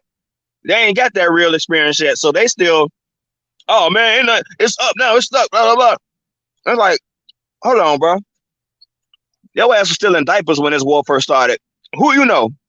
You know, like people was talking about somebody, I forgot who put out the message, said you ain't O Block if you ain't even know OD or something like that. You can't claim O Block, you gotta claim something else. Like, yeah, so many motherfuckers just getting out of diapers, just getting out of getting mustaches, you know, talking about some own O and all this stuff. I'm like, yeah, I wasn't even around. How you don't even claim that? You know what I'm saying? It's like that generation damn near dead. They definitely don't know them. A lot of people don't know. A lot of people don't know. Like you got people out here who I know Duck ain't never fuck with a day in his life. They be saying on Duck, on Brick. I be like, nah, bro, don't put it on Brick, bro. Don't do that shit. Like put it on somebody else. I know you got a lot of more homies that you can go up that list in your brain, man, and put it on. Cause they be lying like a motherfucker when they merchant on people. All of them, man. They play with the dead all around the board, man. I just want a real solution, man, so we can start handling. And the real solution, I think, man, is replacement, bro. Like somebody got to get in that mayor office and be like, hey, look, we offering 10,000 to move to. Hey, ain't there some states out there that's paying people to come? Yeah, that's a couple of them. Yeah, that's where they need to go. They need to go where Chicago go get them some money for leaving, and they gonna get some money for staying there. Only because if you one thing I know about somebody from the trenches, if you paying them to stay somewhere, and this they gonna take that payment on everything. They gonna take that payment. Yeah, what's gonna stop them from coming back though? You know, because one thing I know is like some people, like I can't imagine myself living in Iowa. I know a lot of people from Chi, they you know, end up moving to Iowa or something like that. And I'm like, bro, that's a culture shock and a half right there. You're gonna be bored as hell. Yeah, somebody said Alaska. Alaska, one of the places you get a subsidy for living in Alaska, but Yeah, it's expensive I as just hell. heard that shit. They said $3,000 a year. I just heard the look. They got gang members in. They got gang bangers in Alaska, man. I'm like, bro, it's too damn cold, bro. Like, come on, man. Y'all got motherfucking ice glaciers out there. These motherfuckers talking about they bloods and all type of shit, bro. Yeah, And they get $3,000 a month. So what that let me know is that that's the state just for them living there. Y'all funding the problem, bro. yeah, but like a gallon of milk is like $8 out there too. You know what I'm saying? The cost of living is high as hell. So it ain't all sweet. You know what I mean? Yeah, you still be broke as hell if you ain't, you know, you ain't gonna live off that 3,000. That's just a little, you know, I think because they got their oil up there, them oil pipelines and all that. But yeah, you know, it's just like Hawaii. Hawaii expensive as hell, you know. So yeah, same thing with Alaska. And then, you know, you gotta, you know, stuff gotta get flown in there, you know what I'm saying? Like I wanted to, 3,000 it's a the year. Man, 3,000 a year ain't shit. That's oh, I thought it was a damn month. that money. Damn. Yeah, see, Damn. 3,000, yeah, come on now. Yeah, you ain't gonna be happy in Alaska, bro. I'm sorry. And then it's cold as hell, you know. So that ain't happening. But yeah, they, you know, they go to places like Iowa and stuff, and it, you know, the pace of Chicago, you know, it's like New York and any other big city, you know, it's constantly going and stuff. And then you go to this place where it's all slowed down. People don't, I mean, it's good for people, you know, it make you slow down. It's better than sitting in a jail cell. You know, you're still free, but it's like, man, it's boring. It's boring. It's boring. I think that's what kept a lot of people who could have got on the bus and went somewhere and they stayed because they felt, you know, even though it would have saved their life, they couldn't imagine being without that kind of activity, being around those surroundings. Don't want to meet new people. They don't realize just how scared they really are. You know, it's not bravery. It's fear. It's fear of what, well, you know, what they don't know, even though what they know can kill them literally. You know, it's like, don't be afraid to step out. You know, that's why I joined the military. I mean, I don't know what my life would have been. I don't think I wouldn't have been out in the street, nothing like that. I don't know where I would have, or how I would have been, or how my thought process would have been had I never left Chicago, you know. But I was always adventurous, so I was just like, hell, I'm gonna go anyway, just see what happened, and I'm better for it. Don't be afraid to step out there, man. You know, it's just like that one meme. What is it? It was like a little girl, and she had this little teddy bear, and it was Jesus standing there, and she was like, and he was leaning over, and he was like, just trust me, and he had like this big, huge teddy bear behind him. It was like, all you gotta do is just give over just a little bit, you know what I'm saying? I ain't trying to be preaching nothing, but I was just using that as an example of, don't be afraid to step out of that little bus, because you don't, that you know, what lies ahead can be 10 times greater, you know what I'm saying? And you're in control of that. You know, there's nobody else in control of that but you. You just have to make the choice to move out of that box. Not I made the video about the fishbowl effect. You know what I'm saying? You got a little fish that's swimming around a little bowl, and you release it into open water. It's gonna still swim around in a little circle for a while. Eventually, it's gonna start venturing out. But that's how you got to do it. You got to get out the bowl first. You know what I mean? You got to get out that city if it ain't serving you right. You know what I mean? Hey, That's all it facts, is. bro. That's facts, OMC, because I know a lot of people, once our building got towed down, they went out of town and living good than a motherfucker. You hear me? We still Uh huh. struggling with killing, hating on each other and everything, man. I got people in Minnesota, I got people in motherfucking Alabama, I got people in Atlanta, all that shit, bro. And they living life, man. They living good, bro. You ain't got to worry about no gunshots or none of that, bro. And that's the main objective. If you got to look over your shoulder when you going to the store, getting some food or anything, bro, can't even go outside, bro. That's a bad look, bro. That's a bad look, bro. You can't even take your kids outside. You making excuses and shit. No, we'll go outside to the park tomorrow. Cause you got ops. He said leaving the DMV from Michigan was the best thing I've done for my life. Yeah, man. I mean, any place that's different from where you at, if it's less than, even, you know, it might even be the best place, but if it's less than where you were, and you know nobody knows you. You can have a fresh start. That's a complete 180 in my opinion. You know, Swag 9 Mil said even a citizen live a certain lifestyle dealing with the streets in the world. We watch our back too. We hunted just as much as the shooter. Yeah, you know that's food. You know what I'm saying, y'all? People look at civilians like like food. So, but it's been a couple of people, couple of big names. You know what I'm saying? They got taken out by civilians thinking it was sweet too. Yeah, I was saying that in the last live. Be ready to defend yourself, man.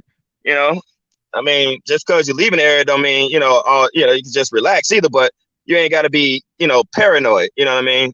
It's just say be willing to defend yourself, but live your life instead of always just constant survival mode, man.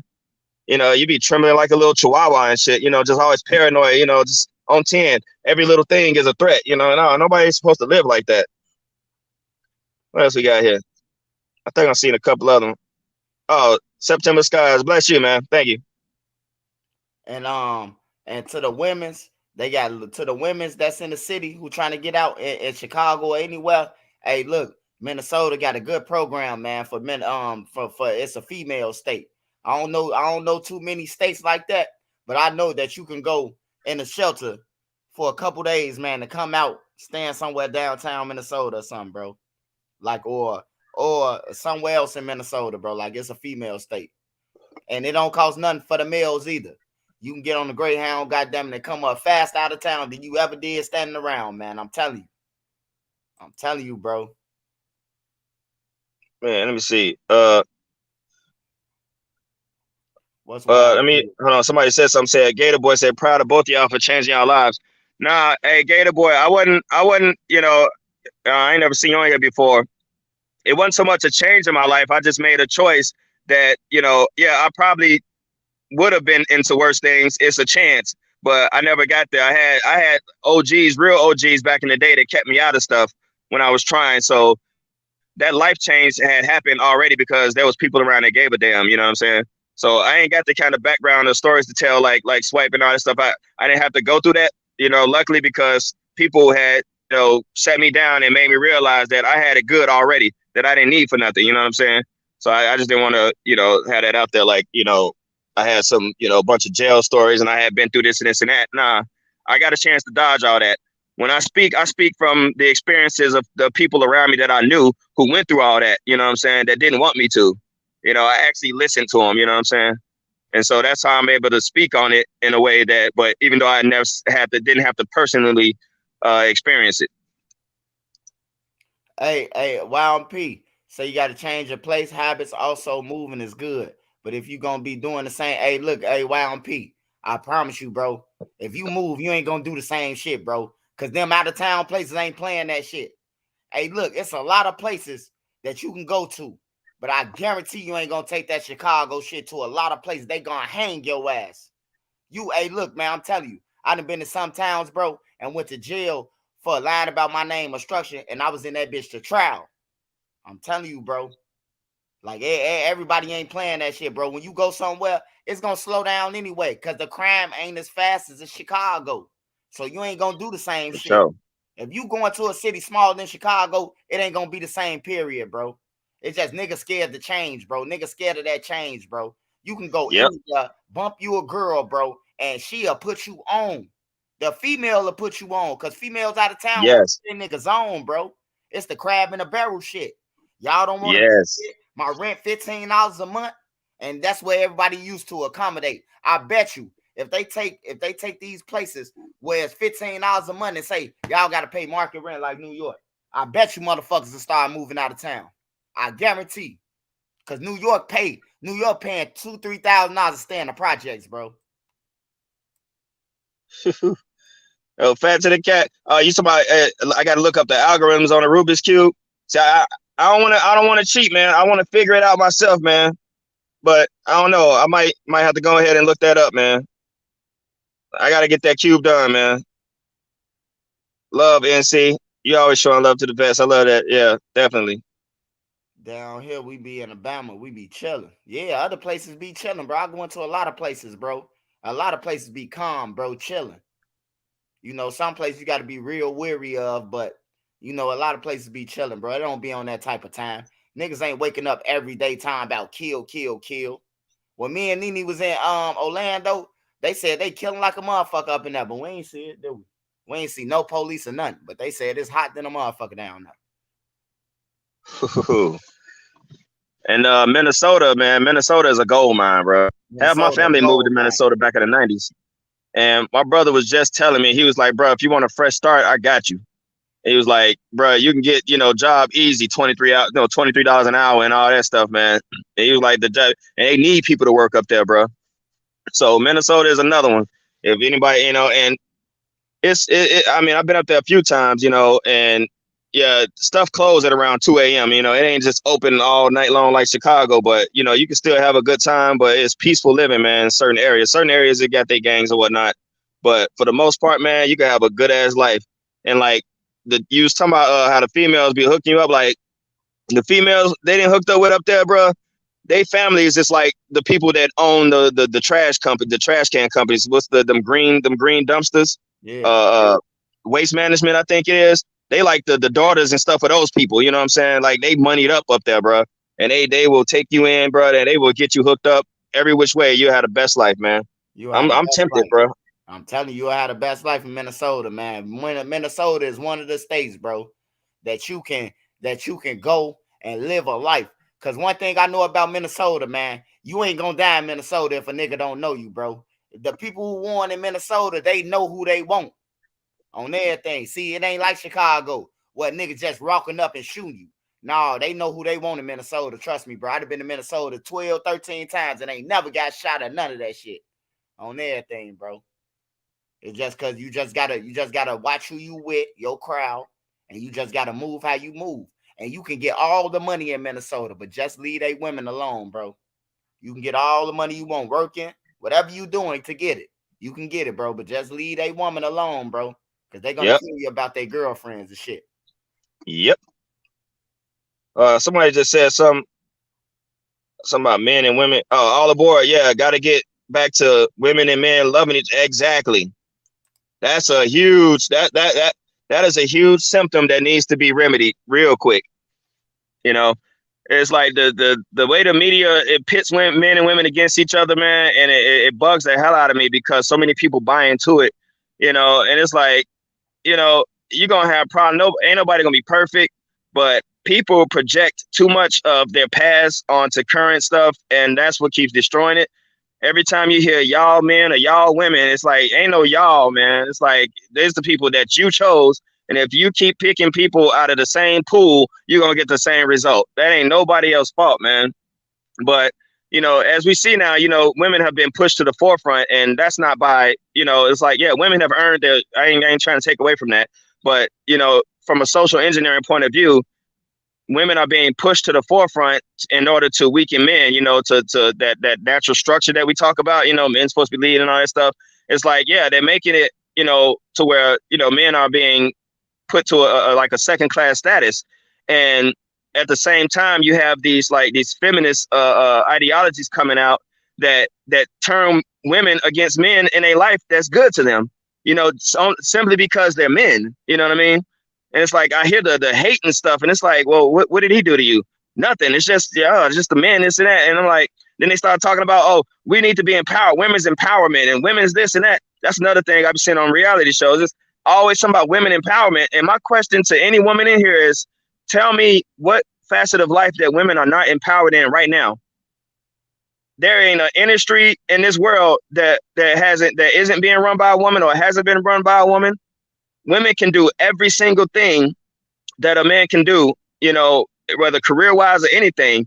So I don't get, like, they the way they speak as if we're still in the 1940s. So like women still can't vote like we in them times or something like that. That's the illusion that they put out there to garner that hate. You know what I'm saying? But you see the type of women that's out there, right? They don't look like you and me. And that's the same kind of thing they did to black men and women way back when that feminist movement started. At first, it wasn't about, it was about white women and white men. When it comes to the voting rights and stuff, they didn't want to include black women in that. Later on, they saw it was beneficial. You know what I'm saying? The black community had their own problems, and the men and women had unity. They stuck together. They needed to break that up. So they had turned it into just this women's right thing, and some of the women took to it. Now, some of that was, I mean, there was reason behind that. There was fuel behind that back then because yeah, men wasn't acting right. Men was acting up. So it was like it fueled that. So I'm not saying it came out of nowhere, but to keep it going the way it has, and the things that women have achieved in this day and age, you know what I'm saying? I don't see where women aren't empowered no more to where they have to keep pushing this narrative of pitting men against women and everything's a competition. One thing I hate anybody saying is, do something for you. Don't make it a crusade. Don't do something just to say I did it because, a man said I couldn't do it. Do it for you. That's your accomplishment. You know what I'm saying? That's your accolades. You know what I'm saying? Don't look at it as in, so I can look at these men and tell them that, because you see all these successful women lonely as hell and miserable because, there's plenty of videos on YouTube. Winning out here, bro. Well, everywhere you turn around, man, the women got all the cars, everything, bro. They doing all the shopping. The niggas be with them, behind them looking like bombs, bro. Like the women winning out here, bro. I ain't gonna lie. The women is winning, bro. That's the thing. And you just said it. The women winning. What are we winning? What are you winning if the other half of us is losing? No, you know what I'm saying? That's by their choice. Niggas making kids and not taking care of them, bro. Their life goes on. You can't just sit around and be because he down or he in the streets, bro. You got to take care of your kid. That's where it goes back to. You can't. Oh, okay, yeah. All right, yeah, I got you. If your kids need something to eat, you can't wait on no nigga to feed your kids. You got to go out there. That's why I say the women's winning, because the women's taking care of all the kids. Okay. Bro. All right. Yeah. You're right. All right. Yeah, I was thinking more of in like, making everything like a damn competition. You know what I'm saying? Like doing shit in spite of the other person. You know what I'm saying? But yeah, you're right on that shit right there. Like I ain't got nothing to say about them dudes. You know what I'm saying? I'm talking about the ones that's doing what they supposed to do. Man chose you know what I'm saying? Bros. That's what it is. Man chose the bros over the hoes, man. Remember that? Yeah. Coming back because that's who they hanging with all night. They ain't going into their woman, man. Them niggas hanging around sleeping with guns next to niggas. So them women, bro, them women running it up. What up, hustle, man? Look on the roll on the expressway, man, and tell me how many cars you see driving and who driving them motherfuckers, man. I'm telling you. Yeah, definitely. And then another thing is, it's like, men are, they thinking about, they looking at, when it comes to the different jobs and stuff, it's like, man, ain't nothing wrong with being a nurse just because you're a man. You know what I'm saying? It's certain jobs out there that, people think, still trying to assign to certain genders and all that. It's like, no, man, it's out there. It's like, you're in the city, got to be working construction, what you consider a man job. You know what I'm saying? Go be a chef, go be a damn, a nurse or, something like that. Work a secretarial job. It don't matter, bro. Fuck all that gender assignment stuff when it comes to working, man. You gotta eat, you gotta pay bills, you gotta take care of folks, man. And that's what women want. They just want to see that effort. They want to see you doing something, you know what I'm saying? And they work with you. Now you got the ones out there, and this is the ones that get pushed to the forefront, the ones that get all the publicity, the man hater types, you know what I'm saying? And you got the women hater type of men, those are the ones that get pushed to the forefront. They get the media attention, you know what I'm saying? And that's only like 2% of the population. Everybody ain't thinking or feeling like that, but the way the media will make it look like the whole country's like that. And that unfortunately, that influences people's attitudes and viewpoints towards the opposite sex, So yeah, that goes back all the board. Yeah, we got to, the bros over hoes and all this stuff. It's like, for one, quit calling them hoes. Yeah, there's the hoes out there, but leave them alone. Quit messing with them. You know what I'm saying? Don't be intimidated by a strong woman or opinionated woman or, a successful woman and all that, because they lonely. They want a man. And then you ain't got to be rich. You got those ones that's on a high horse and all that, but that's because they made their bed and they land in it now because they've pushed people away and treated people so they don't know how to treat a person the right way. They can get a man that's twice as rich as them and they still gonna treat them like dirt. Can't help those types. You know what I'm saying? That's on them. I'm talking about everybody else that's in the middle somewhere. Ain't nobody's rich, nobody's wealthy. Everybody's just, just making it. And you combine those two things and you win. You got victory. But as long as it's this, you got a man on this side of the street and a woman on that side of the street and both pointing a finger at each other, talking about y'all did this and y'all did that. Nah, man, kill all that. And we ain't got no room for that no more. Because the only way to move ahead is with each other. Black folks and then men and women within the community got to work together. Ain't no time to play the blame game no more. It's plenty of blame to go around. Motherfucker just got to go in the crib now, OMC. That's how we got to call it what it is, man. They got to go in the crib, man. Niggas don't want to face their responsibilities. And I ain't just talking about Lil Ray right now, cause I lived in the projects everywhere I live. All my friends that I know, they father one there in their life, bro. All of them. Now I don't know if all of the same was the projects kicked them out, but everybody using that excuse though. That it was that the projects didn't want us together, man. No, bro. No, you can go and drop off your kids, son, pick them up and all that shit, man. Like, that's just an excuse, man. I know a lot of niggas who be saying on my kids, bro, and they got money. These niggas out here got money, bro, and still don't do shit for their kids. Hey, but hey, I got some on that too. What up, hustle, man? Hey, but I got some on that too. And this, oh man. And this, I ain't even, everybody already know how the whole, with the whole welfare thing and how that took the men out the homes. We know that. That's already in here now, you know what I'm saying? What I'm talking about is kids being used as weapons against men. Oh yeah, that hey, look, that do happen. That do happen, OMC.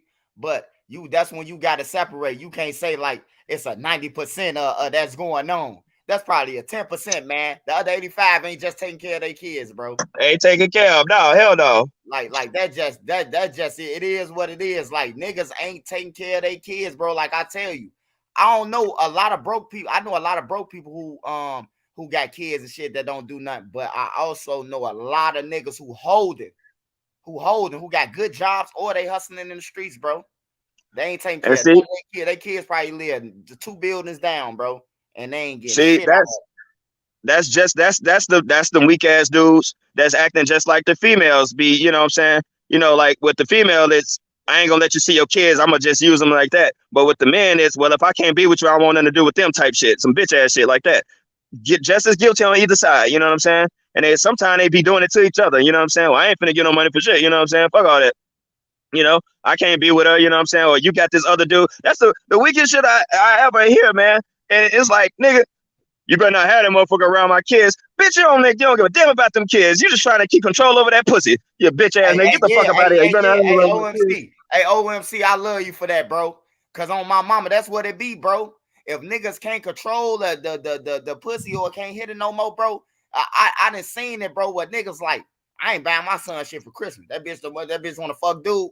He better go ahead and pay for it. I'm like, no, bro, you can't do that, bro. Shit, your kids ain't got shit to do with that. No, I'm gonna teach that bitch. I'm like, man, I see what's going on now, bro. Niggas holding the house. But you got females. I know females who they baby daddy good than a motherfucker, bro. But they rather be with the gang member, bro. They rather be with the thugs and shit than right. Steve, who got a good job, bro. It happened like that too. They take advantage of the Stevens, bro. The females, bro. Because he got glasses and he got something going on, bro. He a goofy. On there. Bro, don't I know it? Ask me how I know. All I gotta say. I done been through that one already. I got friends like that, bro, and I be watching them hurt, bro. Like, I got friends who got wives, bro, right now. And I call them and they be like, man, my wife ain't been in a week. I'm just looking like, why the fuck you married that bitch then? If she ain't been in a week, goddamn, it's a divorce. On there. For real. Bro. That's why I'm like, to hell with marriage. Like, you motherfucker need to have marriage leases, damn it. It's like, all right, you want to get married? Cool. All right, we finna sign a 2-year lease. How many you want to sign on for? Like the damn military. You want to sign on for 4 years? All right, first 4 years. And then after that, you can sign on for 2 years. You can sign on for 4 years. You can sign on for 8 years, whatever. You know what I'm saying? At the end of that term, y'all sit at the table. You want to split? All right, whatever. So whatever we gain together under these terms, we split that. And anything gained before or after is yours. Or you want to re-up this contract. That's how marriage should be run now from now on, damn it. You're going to do that shit like negotiations with a baseball team or something, damn it. What up? Yeah. You said marriage is always at least. Motherfuckers got to do start, man. If you love your kids, bro, and you a man out there, bro, you just got to fight for them, bro. Be willing to take her to court, because I'm willing to take my baby mama to court for my kids on everything, bro. I'm willing to go. Let's go. And if you play games, I'm pulling out all the receipts. Did you tell them that I gave you this $1,000, that I gave you $1,500 this day, that I gave you $2,000 for home Christmas? And my daughter 8 years old, bro. So when the system see that, they're gonna be like, damn, this nigga was generous. I'm saying I pay $1,700 a month in child support. All right, and here's another thing that gets me, and this is what I get pissed off at the system for right there, man. It's like, man, don't try to destroy your dudes. You know what I'm saying? It's like, okay, how can a guy provide if you know, the stuff that he's paying is putting him in poverty. You know what I'm saying? It's like you can't take every single dime. You know what I'm saying? It don't necessarily be the woman. It be the courts. You know, sometimes most females I've known, they try to be cool. They don't even try to go. They try to work it out with the dude until he stop. You know, he ain't doing what he's supposed to do, and they be hesitant to go to the courts because they don't want to go through that paperwork and all that, and they know that the courts finna rate the dude. Whatever his check is, he finna get like 3% of that check, and the rest finna go to them. You know what I'm saying? And what that's gonna do is make him mad. He probably, you know, it'll be dudes that they'll quit their job just so they can't, you know, and just like keep quitting jobs, get different jobs and all that stuff, man. I know That niggas shit who need do that a too. whole rehaul. That whole entire system right there needs a rehaul, man, because it's know like niggas it's too. spiteful as hell. Hey, OMC, I know a motherfuckers right now, man, who work a job every 3 months and quit because they don't want to get child support. They don't want to pay it, or they go sign up for the government check. They gonna get them government checks and be like, I ain't paying shit. Like for real, bro. Like people, you gotta watch out who you sleep with. That's what it go back to at the end of the day, bro. Before you lay down and make a baby and bust that nut, man, just think about, man, the long run, bro. Because after that 9 months, it's gonna be hell, bro. I'm telling you, it be hell for some people, bro. Like people gotta quit laying down with anybody too, bro. People gotta quit. Yeah, hey, all aboard. So all the boys say, hold up, the women be in poverty though. Yeah, they do. I ain't talking about them. You know what I'm saying? I'm talking about specific. I'm not making blanket statements. I'm talking about specific groups of people. You know what I'm saying? And it's like, you know, like the dude getting paid a good ass job and he can afford it, take that. But even if the woman got to pay child support, you know what I'm saying? It shouldn't be up to the courts. Shouldn't take every single thing. And now it's supposed to be, you know, whatever lifestyle they had when they were married or whatever, something like that. That's if they were married. I don't know about, you know, when they ain't been married or something like that. That's a different thing. But like when they've been together like that, yeah, it's like if you had this sort of lifestyle. Now, I've also known women who've been, you know, they're basically laughing at the dudes because they getting all this, they live in a lifestyle they didn't live when they was with the dude. You know what I'm saying? Now they living good as hell and keep the kids looking bummy as hell. You know what I'm saying? It's like, all right, you got food, you got this and this and this and that, yet you still complaining because you trying to keep on the latest fashions and all that. Well, he's not obligated to do that. This is for the child, not you. You know what I mean? It's like anything else, you know what I'm saying? You got to get on your own. That shit ain't fair to me, man. You know what I'm saying? It's like, nah, you can't, you know, be Versace on a British night budget. You know what I'm saying? This ain't gonna happen. And that'd be sad too, bro, because like the females be like, I hate when a female do this shit. You bomb motherfucker, you ain't got shit. When you met him, he only had 1 change, 2 changes of clothes, man. He ain't had no job. Y'all was living off your link card. Y'all was living off your child support check. Y'all was living off your shit. So now that you had a baby and it's another bill, you know, you just got to call it for what it is, bro. Like you knew he was a bomb. You knew that this man ain't had a job. Y'all been together 3 years before the baby. And you been busting your link card down to split it with him. Hey, real, bro. But the realest comments I seen in here is a lot of people have said it. Hey, you got to vet the people you with. You got to pick the right person, pick the right mama. Somebody said, and all that. That avoids all of it right there. You know what I'm saying? And somebody else said something about we control the seed, don't throw it away. Yeah, I mean it comes down to those decisions right there. You know what I'm saying? Sexual energy is a prime mover in the universe. So you know what I'm saying? It can make a person do some crazy things or, you know, make some crazy risk. You see people dying over it all the time. You know what I'm saying? Sexual energy motivates us to dress the way we dress and do the things we do to attract the opposite sex. That nature leaves nothing to chance when it comes to propagating the species. You know what I'm saying? So, but we got brains, we got minds. We're supposed to be the intelligent species and stewards of the planet. So it's up to us to make the right decision on who we laying down with, who we had them children with. You're right. You know what I'm saying? Sometimes, hey, keep it zipped up. You know what I'm saying? What's good, it ain't always necessary. What all glitters ain't gold. You know what I'm saying? Just because it look good, you don't necessarily want to sleep with them. I mean, there's a lot more into that. You know what I'm saying? Like who you entering into, you know, or who you sharing your body with. You know, you got to think who else you sharing your body with. You know what I'm saying? Who else they been with? That shit, it messes with a person. Like women absorb. You know what I'm saying? And so if they taking all these different men, they're taking pieces of their personality, their essence, and all that stuff. That's why some of them be so jacked up. You know what I'm saying? Same thing with men. It affects us too. You know, you talk about soul ties and all this other stuff. You know what I mean? It's like sometimes you just need a break. Just be alone for a minute. Filter out all these different, essences that you've absorbed from different people, and just be alone for a minute before getting back out there. Ain't no need for no rebounds and stuff and rushing into something, man. That's what it be too. Niggas be trying to rebound on some shit. No, go the other way. Go the other way on everything. Yeah, I said British Knights, NC. What y'all know about British Knights? Do they even make British Knights, Mo? Yeah, you can still get them, but you're gonna have to order them motherfuckers. Oh, you gonna have to definitely order them. I seen some E-tonics the other day in the store. They was rolling them up. I started to grab them bitch too. I ain't seen no E-tonics since I was a kid. Damn, some woman who had to pay child support because my ex-husband was upset that I left him. So that means you made more than he did then. Ain't that how it work? I don't know, but like, ain't that how it work? Like, whoever makes more, they got to pay the other person support, or it's like whoever get custody of the kids type deal. Yeah, whoever get custody of the kids, that's who. Right. The other one got to pay that child support. Cause like, don't Kim Kardashian got to pay alimony or something like that? Yeah, I don't know about them. I don't know if that shit different. I don't know. But yeah, it's similar. But they got so much motherfucking money. She done has 5 to 6 killers in her, and you think Ish finna be peaceful? He said, "What's British Knights? I must be too." Yeah, man. British Knights was around in the 80s, bro. I think it died out like early 90s or something like that. You probably see them at motherfucking Goodwills or something somewhere, you know what I'm saying, all the way in the back collecting dust with the rest of the shoes. XJ900s, LA Gears. Oh yeah, the XJ900, that's Payless right there. XJ900s was the closest thing you was gonna get to some mics, man. Hell yeah. That big ass air bubble hanging out that bitch. Like, man, who the hell manufactured these damn shoes? Air bubble all fat as hell, sticking out and shit, looking like a flat tire. Be like, man, some bullshit. Hey, them bitches was comfortable though. Oh, yeah, they still make.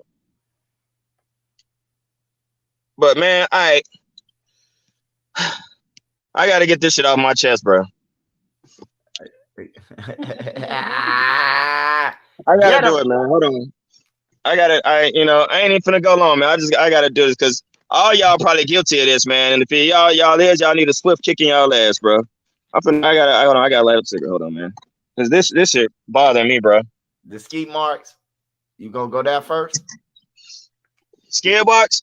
You gonna go there first? Man, we in the new year, damn it. I said last year in the last damn live on New Year's Eve that I ain't gonna get nobody no passes, bro. Who still got skid marks right now, bro? Y'all be honest. Y'all put up in these damn chats. Hit the like too. You know what I'm saying? Who found skid marks in their girlfriend drawers or their man drawers? Who did? Raise y'all hand. Oh shit. My boy finna go crazy on my mom. Wait till he start talking like Lil Herb rap. Y'all gonna be laughing. Motherfucker. What we got?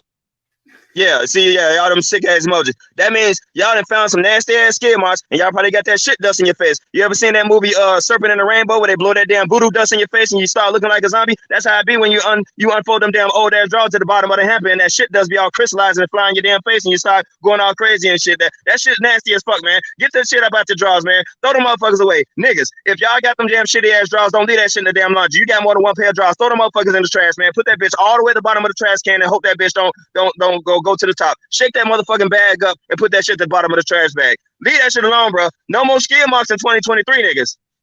I'm telling y'all, man. Y'all think that should be cool. Baby wipes. Get some damn baby wipes and put them in the bathroom. If your girl, hey, ladies, if y'all nigga in the bathroom and y'all don't hear that damn hard ass plastic or that plastic lid pop open from the damn baby wipes or some shit in the bathroom, y'all know that motherfucker ain't wiped his ass right. Don't go near that motherfucker. Tell that motherfucker go back over there and wipe his motherfucking ass with a damn baby wipe, man. And make sure he look at it and make sure to keep wiping until you see something brown on that motherfucker. I don't care if it's part of your pigmentation. I want to see some brown on them damn baby wipes, man. I'm telling you. That's what I'm saying. Shit is nasty, bro. Too nasty.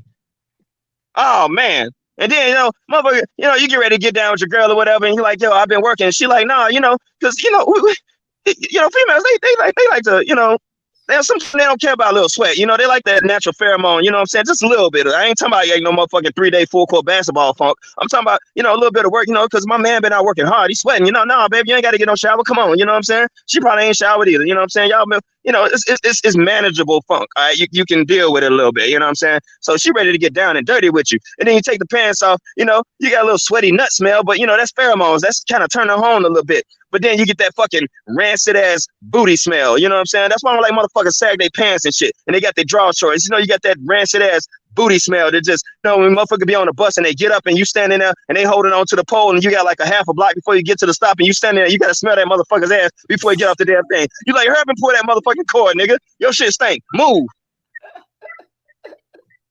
The hell. But no, that ain't even what I wanted to tweak on, man. Y'all know I work at a dispensary, right? Yo, man, why niggas acting all bougie now, bro? When they buying this motherfucking weed, we don't serve inside. We do curbside only around this motherfucker. And I'm so happy we don't let these bougie ass niggas up in the motherfucking stove. Let me smell the weed. I want to smell it. When was it tested? Where's the percentage of this? Can you tell me when it was tested? What lab did it go to? Y'all motherfuckers know. If y'all ass was buying weed in the motherfucking 90s and you went to the corner and bought some weed, you ain't asked none of them bougie ass questions. Get y'all bitch ass out of here. Get y'all motherfucking weed and get your shit on and get smoking, man. Y'all didn't ask no questions of where it come from or what's the percentage of the terpenes in that motherfucker? How many trichomes coming there? What's the damn process of how you get the weed out the motherfucking machine? Why y'all asking all these bougie ass questions? Looking at the damn menu, you got other customers waiting and they looking at the damn menu 20 damn minutes and then go pick the first motherfucking item that they looked at in the first place, asking the questions about every fucking item on the menu like you at a goddamn restaurant. Stop that shit, man. Y'all didn't do that shit back in the day when y'all was buying this shit off the corners, so stop doing it now. It's other motherfuckers waiting. Damn. What lab this was tested in? Bitch, what like a motherfucking scientist? What? I said thank you, man, because I like getting in and out, man. Me and Nene going there, we already know we won't. It be niggas who only buy 135, bro. We be buying 20 of them bitches. They be buying 135 and want to test and everything. Nigga, I'll do it. My mother might break out a chemical kit and shit. It's like, no, nigga, ain't nobody putting the fentanyl on this shit. Chill the fuck out, bro. Well, what about this one here? Can I smell that one? No, once you open the motherfucker, all sales are final. You fucked up. No, you can't get the shit back. Get your dumb ass out the fucking parking lot, bitch. Stupid motherfuckers, man. And then, I'm sitting there, I'm trying to tell motherfuckers to park, yo. We got like these like numbers where you can park at, but we also have a sidewalk with all these open parking spots, right? These motherfuckers drive in. I'm waving to them. Come park right here. Don't worry about the handicap spot. It's just park right here. You good. These motherfuckers drive past, circle all the way around, and park in the farthest fucking parking spot. And it's only them and one other car in the parking lot. What kind of stupid shit is that? Some people don't need to be smoking weed, man. Get some motherfucking CBD and balance that shit out, because some of this weed too turn. Ain't no CBD content. The CBD is part of the healing part, that heals the body and that comforts the body and all that shit. Now you got all this shit that got everybody couch locked. That's why I don't even like smoking all this fucking weed no more, man. This shit is pissing me off, man. What the fuck is wrong with people?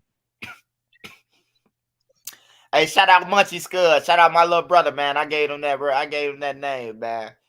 Munchie. Shout out Munchie, man. Hey, OMC. Yo. Hey, bro, I ain't gonna lie, bro. I was just down, bro, on my mom. You just brought me back up, bro, on that thing, bro. I like a motherfucker. I love you, man. You always so crazy, bro. Oh man, that shit just be blowing me, man. Cause I'm like, I sit there and ask, and then you go up to the window. Hey, you got something? You want some? All right, yeah. All right, well, I need your ID. They sit there. Oh, you need my ID? Yeah, I need your ID. Get the ID. You got an online order? Yeah. Well, give me the motherfucking cash, nigga. You sitting there holding the fucking money in your hand like I'm finna run off with your shit. Don't you see me standing here? I'm trying to help your motherfucking ass and take the motherfucking in so you get on your way. They gonna sit there and stare at you blankly, hand you the fucking ID and hold on to the money like it's their last motherfucking dollar. If you can't afford this shit, don't spend the shit. Motherfucker sitting there holding the money. And then the other motherfucker come out, they give it to him like, oh, because I'm black or some shit? Fuck you. The fuck out of here with that dumb shit. Damn. Some people don't need to smoke weed, man. I'm telling you, do different drugs. Find something else to do. That's all I'm saying. Not everything is good for everybody. You know what I'm saying? When you go in the motherfucking store, you want to drink some ginger ale. You can drink Canada Dry. You can drink Burners. Hell, Singham's got a ginger ale. But you know what? It's a different type. It might be one might be good for you. The other two ain't. That's how it is. Motherfucking breakfast cereal. Somebody buying corn pops. You getting crunch berries. Somebody want kashi. That's all it is. It's democracy. You can make choices. It's okay. You don't have to do the same drugs everybody else is doing. It don't work for you. That's all I'm saying. That's it.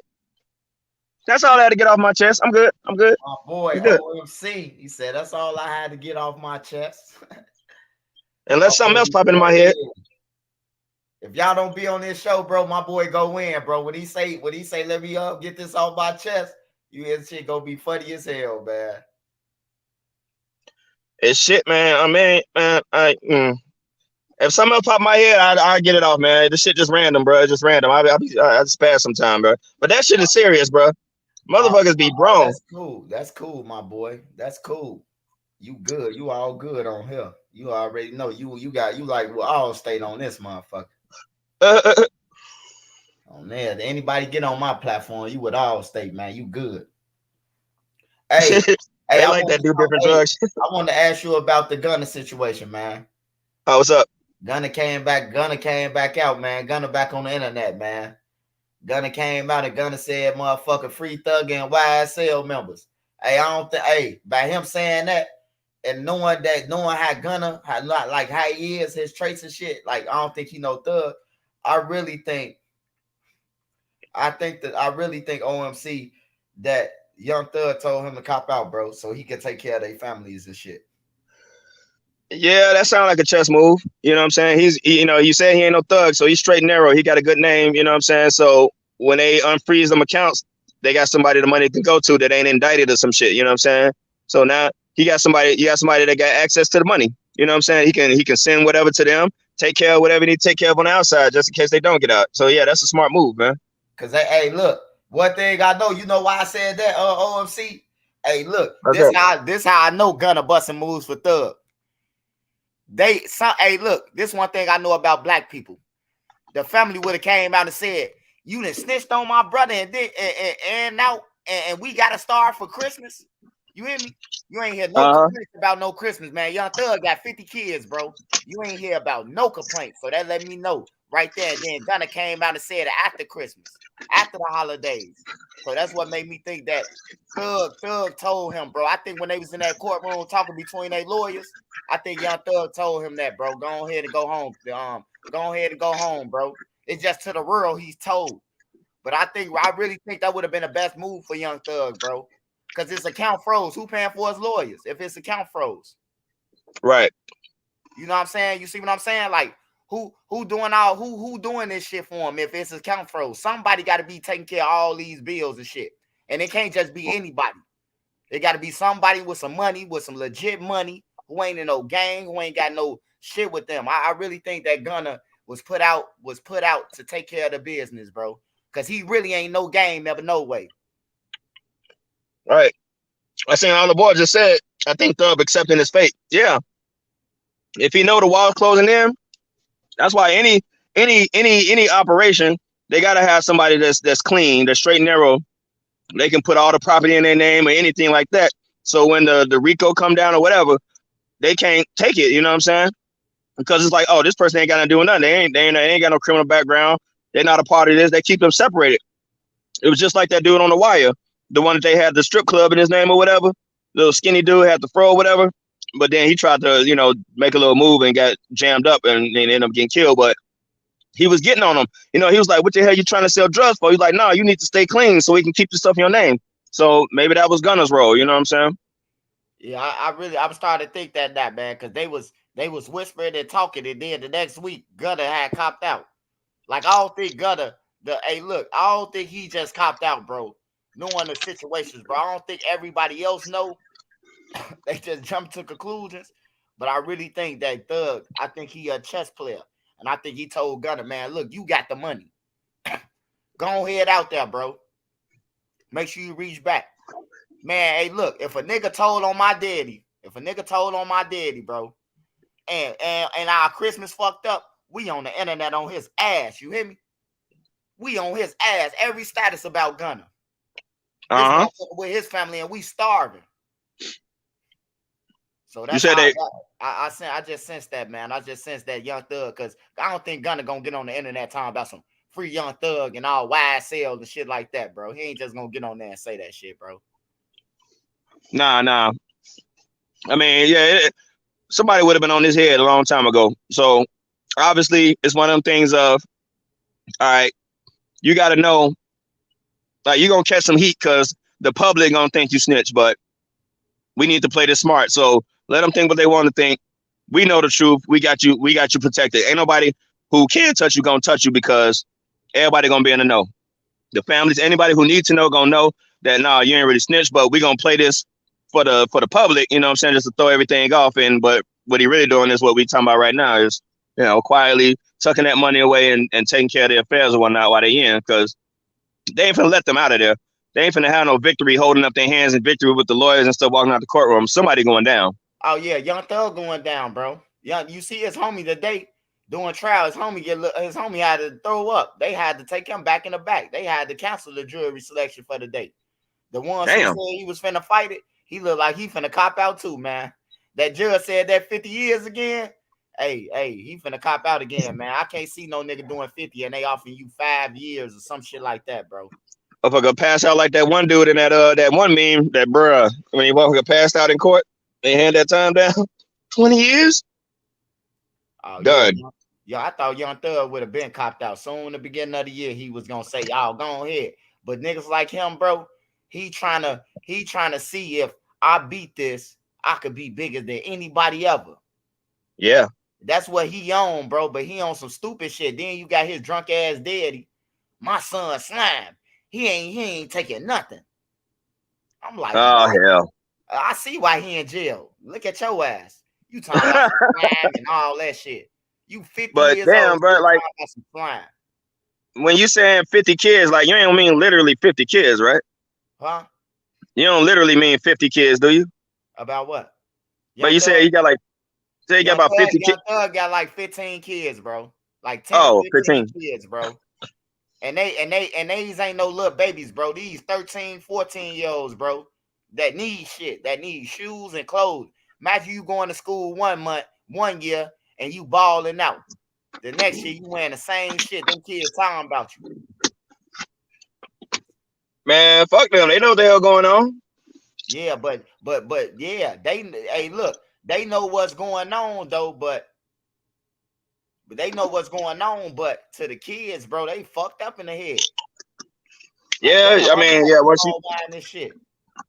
And then I niggas say mean, that the rapper saying that they'll do something for you. Man, I know a lot of rappers right now that's there in Chicago, man, and I hear Dirk and all them. I take care of their mamas. I take care of their kids. You don't do shit for their kids, bro. I know their kids personally, bro, and they don't see shit from you. On everything, they ain't see shit from you. Only time my last thing time is, was the funeral. why don't, like, when they make these claims like that, why don't the people come out and be like, nah, they ain't helping shit? You know what I'm saying? Put their feet to the fire. Why they stay quiet? They ain't got no platforms too. Oh, they be trying. Like, you got to catch their ass on Facebook. It's a lot of females that be trying that shit. But if you ain't got no platform, like if you ain't got no Say Cheese or one of them to reach Dirt or a hot blogger, you ain't gonna reach them, bro. It's gonna be another story until one of us pick it up and make that bitch go viral. Oh, I don't know, man. I mean, that's I know everything got to get exposed. You know, this is a time of exposing and bringing what's in the dark to light, man. And so stuff like that, yeah, them fake claims. I seen somewhere where this latest for, I think, for Big Scar funeral, it's saying that Gucci Mane didn't help out with nothing, but then you seen something like later on, like the brother was I guess they was lying. You know, he was apologizing, saying that he didn't pay for nothing. His girl showed the receipt and everything, and then, you know, he's like backpedaling and apologizing for saying it, like they basically was like trying to extort like 60 grand out of him or something like that. Yeah, that dog. See, they was trying to keep the money. They probably would have fucked around and burned Scott. You hear me? If they would have got that 60,000, bro. I knew what Gucci was doing. Gucci probably, I could see it. I could see one of them trying to call his phone. Like, dude, why you calling my phone? I gave your daddy my number. Block. Like everybody ain't got Gucci Mane number. So for a Right. nigga to call and be like, oh, I'm his brother. I'm his brother. Why you ain't show up? Gucci click. Shit, I already wired the 20,000 to your or the 10,000 to your people. We wired that shit last week. What you talking about? And he on that talking about Gucci broke. That's when I knew it was cap. I'm like, his damn girl just gave him back $6 million when he got out of jail. Shit, and I know he done ran it up since then. He's signing all these motherfuckers. He can't be too broke. Okay. Yeah, that shit, man. I guess anything for $1 nowadays, man. Motherfuckers get desperate, and it's like the minute you got some money, it's like, we got an angle. Let's try to get it. You know what I'm saying?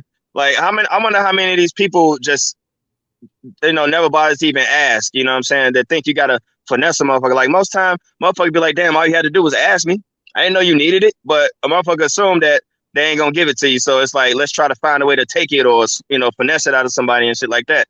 It's like sometimes the straight line sometimes is the best path. You know what I'm saying? Hey man, I need this. Can I have? Oh, hey, I got you.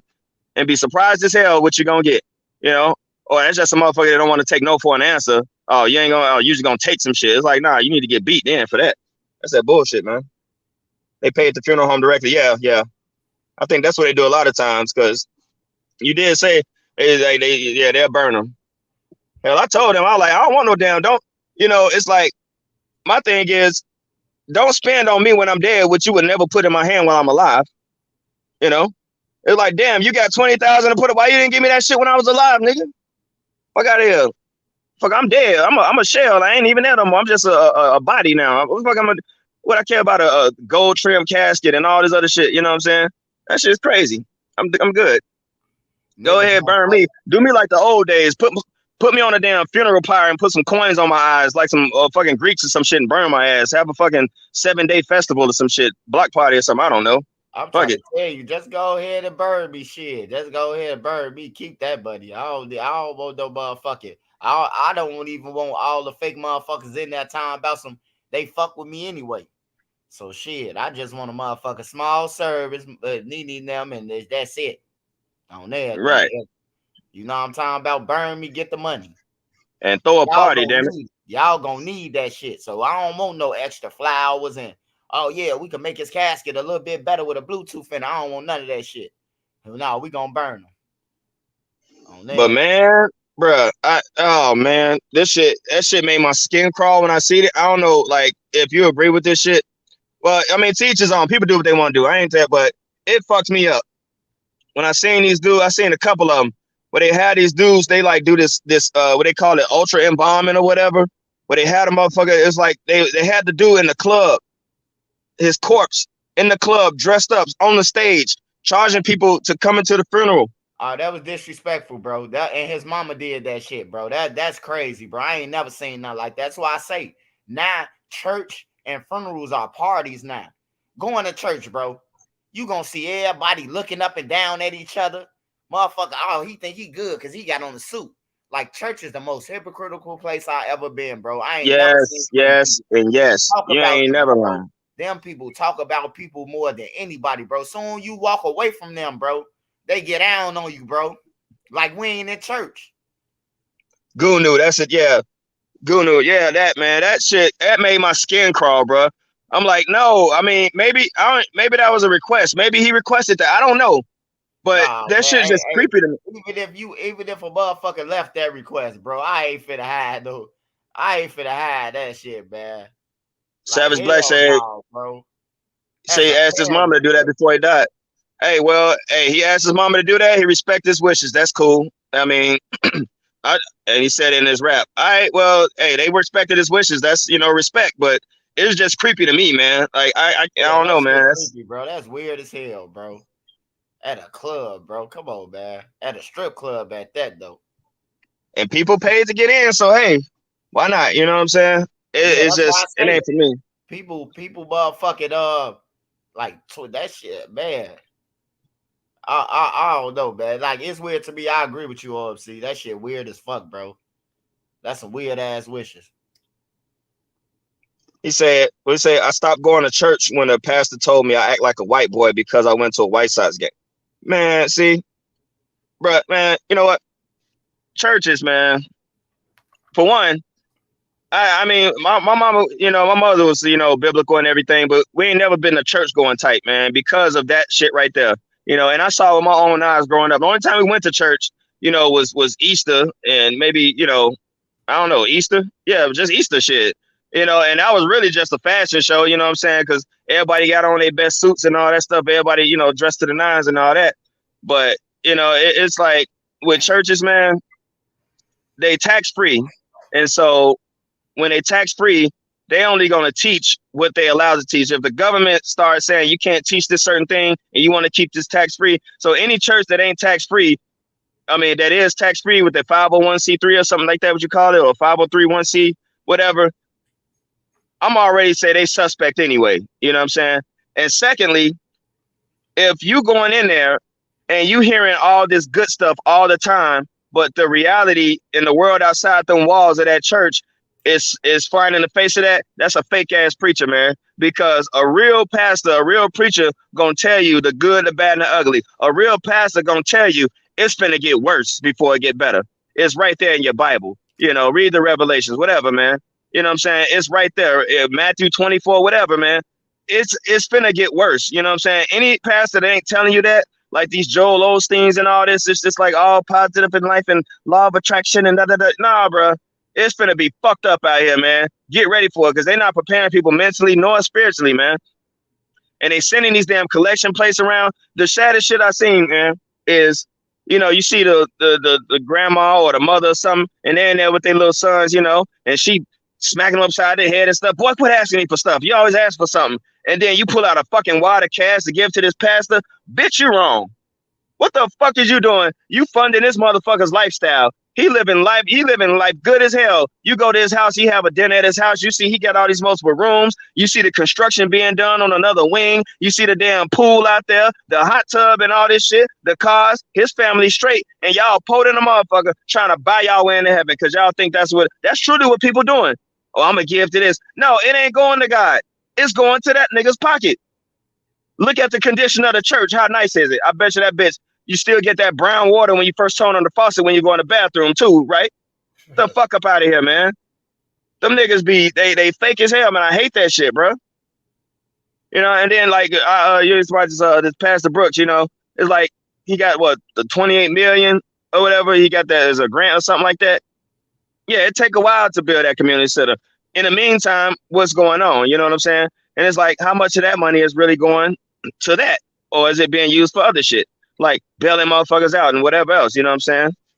Buying the switches, who knows? Yeah, facts. God don't ask for no money. And then another thing the pastors love to do, they always got the perfect verse to try to like guilt you into giving the tithes. It is something in the Bible that talks about 10% and all that stuff, but it's 10% of whatever you can afford, bro. You know what I'm saying? If you got $1, 10 cents, period.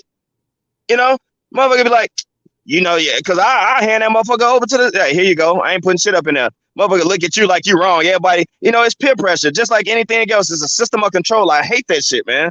And then, yeah, everybody sitting up talking shit. You see what such and such was wearing and this and this and that.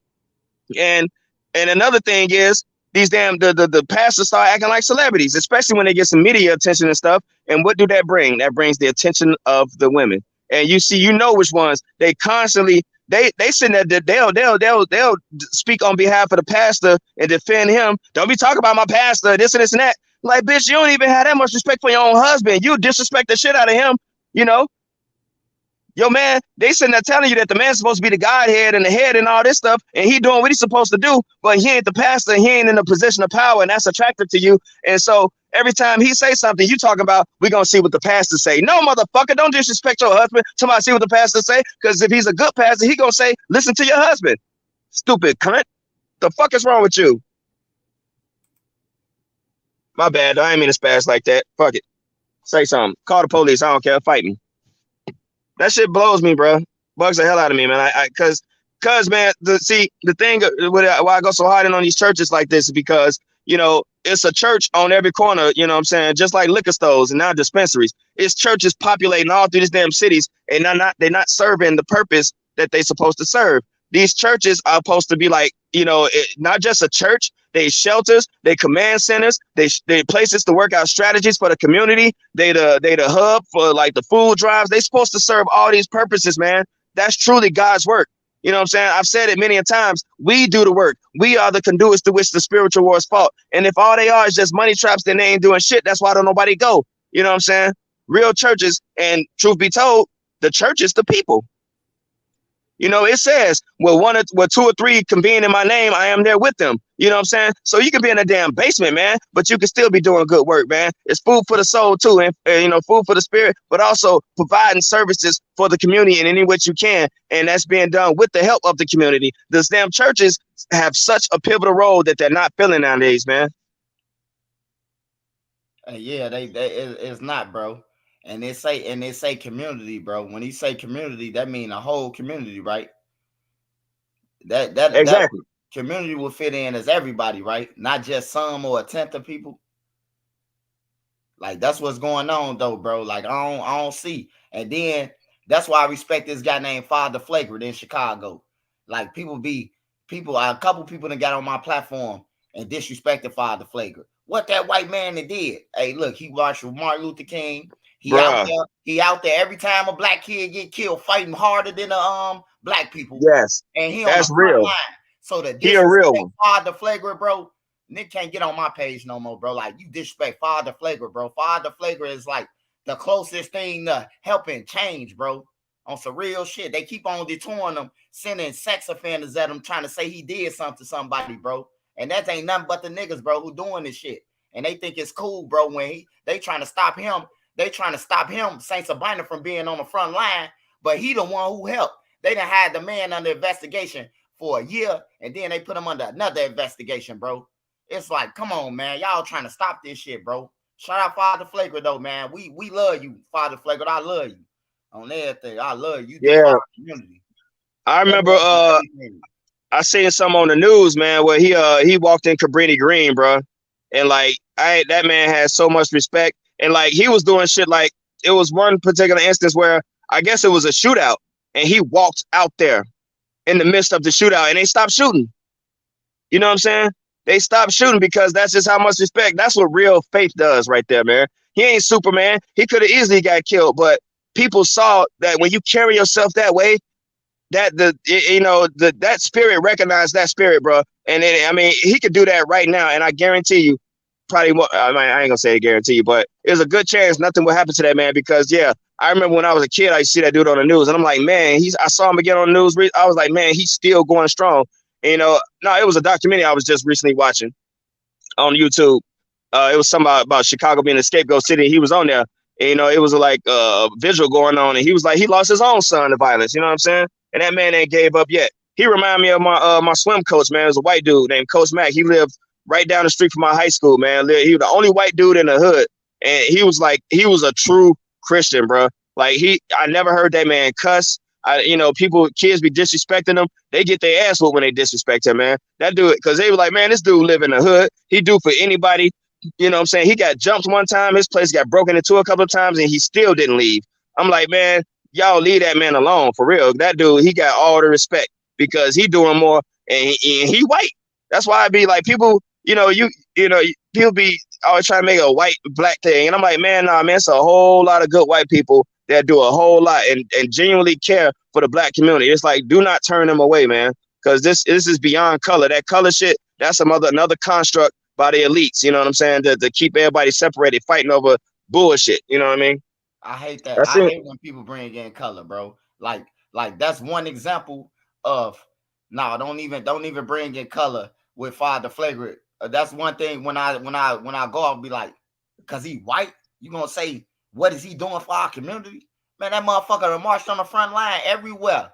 I done seen him. Hey, look, when O Block, before it was O Block, when the Parkway, when they was having shootouts with EBT, that motherfucker walked down King Drive, the middle of King Drive with Saint Sabina, and ain't everybody looking at him like he a star. You hear me? What's up, Father? Yeah. The gang members, bro, coming out the build. That's Father Flagrant. You know what I'm talking about? Because we see him on the news, bro. We know he marched with Martin Luther King, so we excited to see him. He telling us, like, man, we shooting over here, man. Y'all gotta respect the kids and shit. You know what I'm talking about? And I love him for that, bro. I see him out there more than these pastors who be out here marching and all that shit. He marching. I done seen him march from 39th and King Drive all the way up the whole King Drive, goddamn it, to all the way to the hundreds. Him and Saint Sabina, they putting in work for Chicago, bro. Like nigga, Obama wouldn't even do no shit like that. You know what I'm saying? Obama, Michelle Obama, her block killer, her block getting killed, her block getting wiped out, man. Only time they go over there, Michelle Obama is from here. She used to stay in this building. Come on, man, that's a profit, ain't it? Ain't that a profit when you going over there just for that? Yeah. Just for content, bro. That's all that is, man. It's like, okay, we get it, but what purpose does that serve now? Big 30 said when the chosen 12 chosen asked what should we take as we travel and teach, Jesus said, don't take nothing but the dust on your feet. Facts. You know what I'm saying? A lot of stuff don't take money. I've been saying it, man. A lot of stuff, things that truly bring the change is free of charge because it's a change of consciousness all day long. Until you get that, I don't give a fuck what money you throw at it, man. You know what I'm saying? You just spraying motherfucking Febreze on a pile of shit.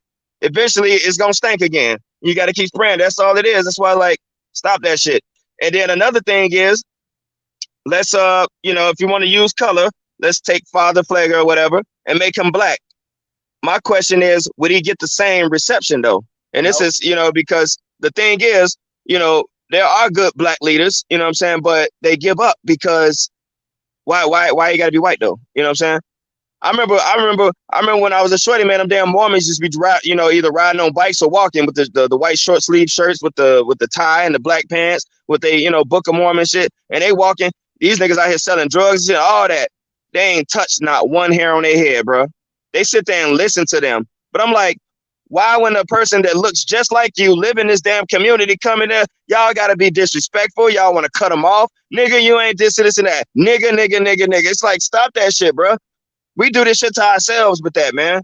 Hey, it's like the minute motherfucker black, it's like you gotta assume the worst. This, man. I love Bodil. Hey, Bodil, I love you, man. I love you, Bodil. Oh, yeah. You a real OG. But that man who be on TV every day at every crime scene, man, you gotta put some respect on that man's name, man. Andrew Holmes, bro. He be out there on the front line, bro. Every time somebody get killed, bro, he out there. You know what I'm saying? Niggas talking about some, like I heard a couple people.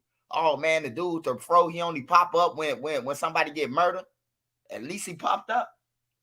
Like we gotta start thinking about that. At least he popped up, bro.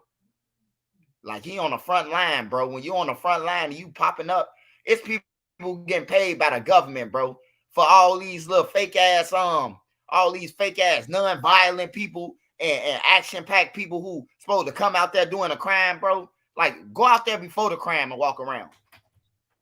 On everything, bro. Like, yeah, getting paid for this shit. You shouldn't get paid. You shouldn't get paid to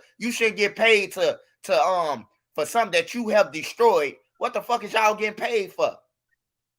Y'all help destroy this shit. Try to fix this shit for free. Like everybody talk about they doing some shit, but ask them if they getting paid to do it. I ain't getting paid shit. On my mom, I'm talking against the gang members and everything. I'm not getting paid shit. But ask the average person who talking this shit. Is they getting paid by somebody? They're going to say, yeah, I bet you they getting paid. Whether it's a government, whether it's a pastor, whether it's something, they getting paid, bro, for this shit. So, of course, you on the front line, nigga, because you getting paid. Yeah, and see that and when it run out, guess what? It's done with. And they ain't got shit else. And it's like, we don't need motherfuckers like that. We need genuine altruism, man. And that means taking shit, you're doing it generally out of good of your heart because it's the right thing to do. I mean, and it's just like, it's sad that that's just how people are. I don't give a fuck. Hey, man, can you take me to the store? How much you gonna pay me? It's like, why motherfucker gotta pay you all the time? You know what I'm saying? I know what the fuck. Royce the 5'9" said in one of the songs, like, if I gotta lend you money just to be your friend, I don't need your friendship. You know what I'm saying?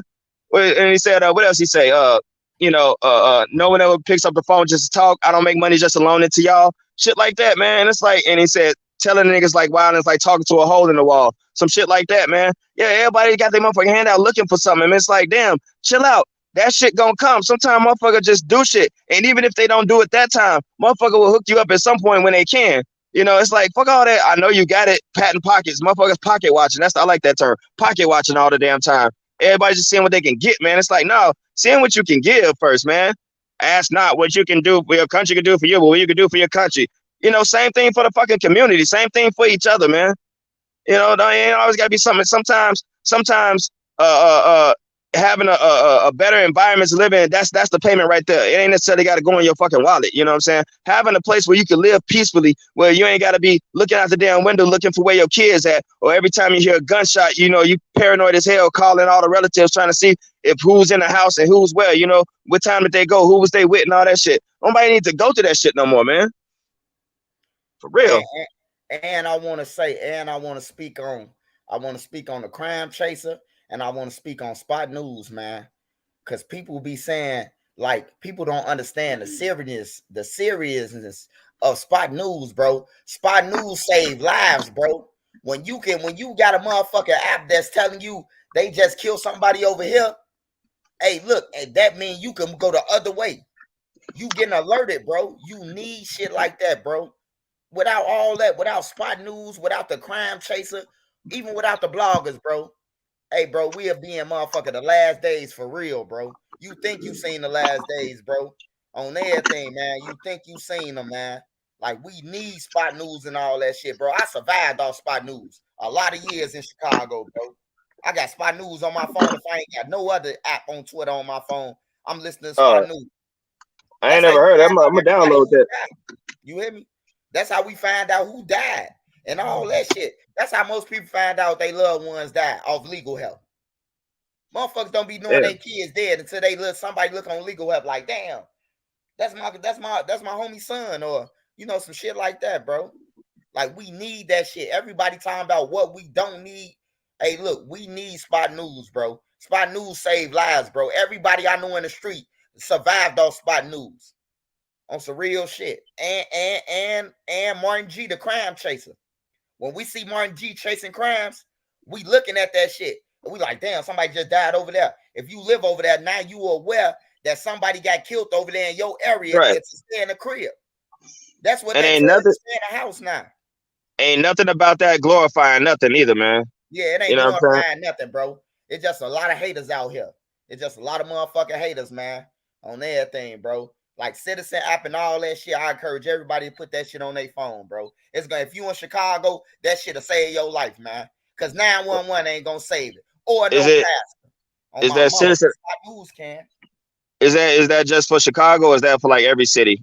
Yeah, I don't know if every city got it, but I know Chicago, we got Spot News, Citizen app, and we got the Crime Chaser. And we need them motherfuckers, bro.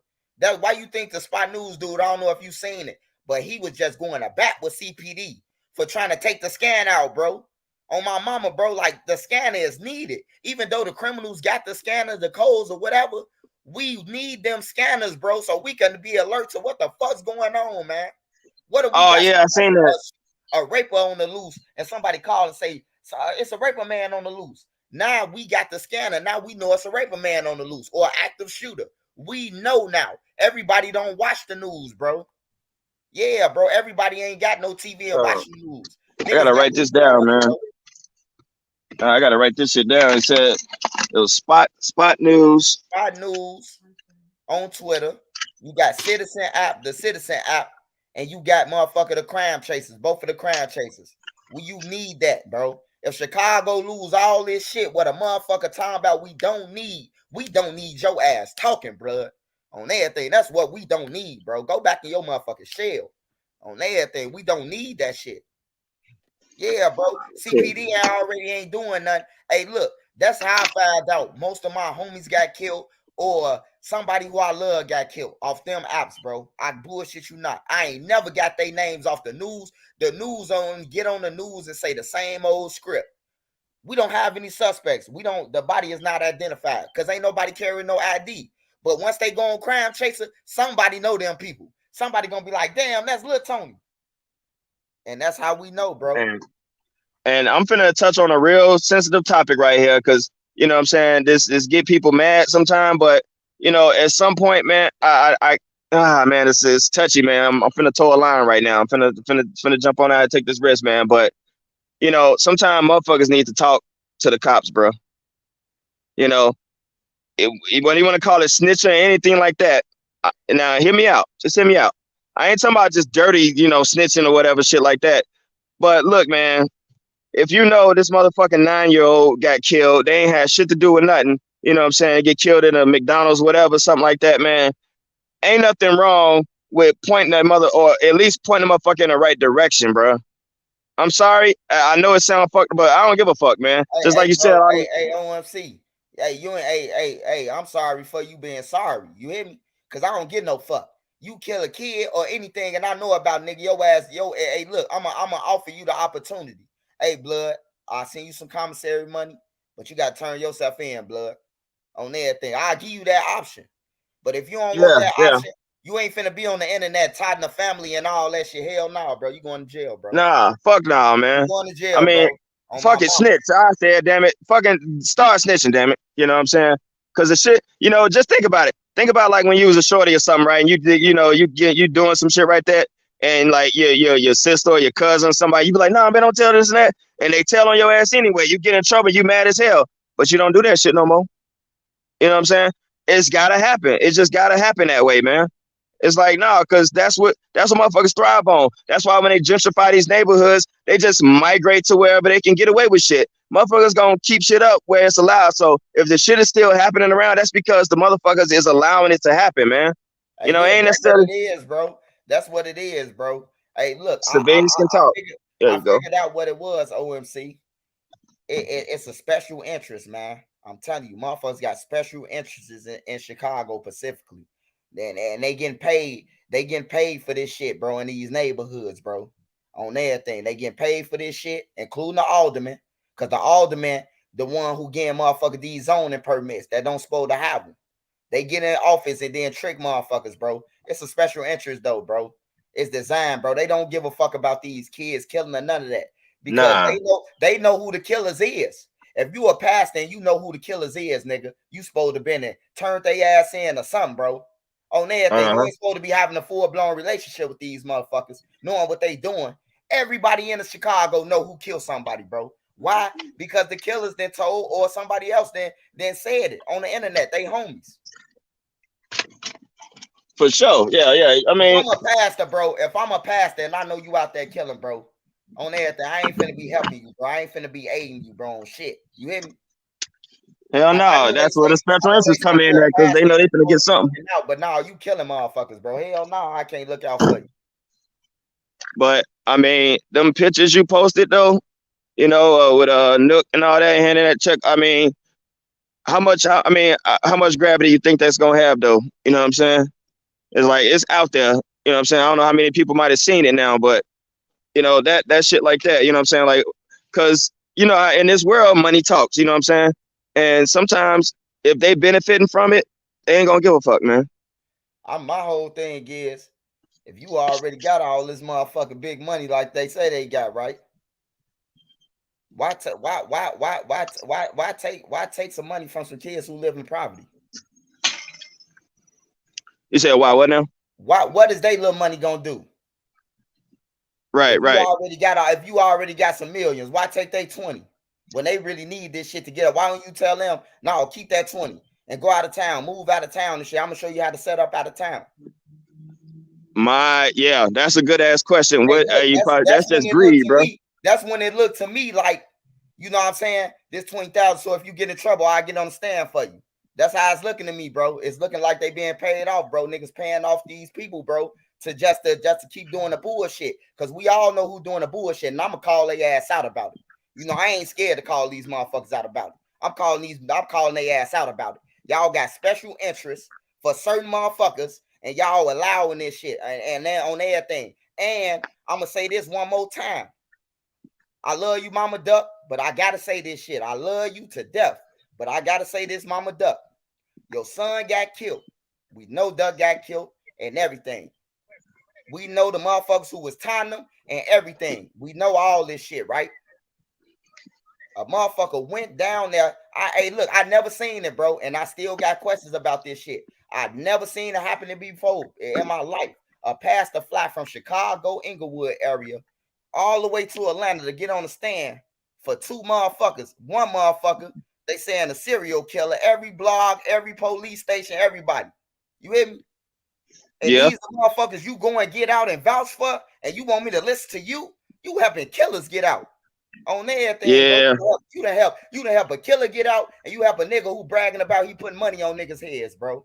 It just is what it is, bro. You gotta call it like you call it. And they mad because I call it like I call it, bro.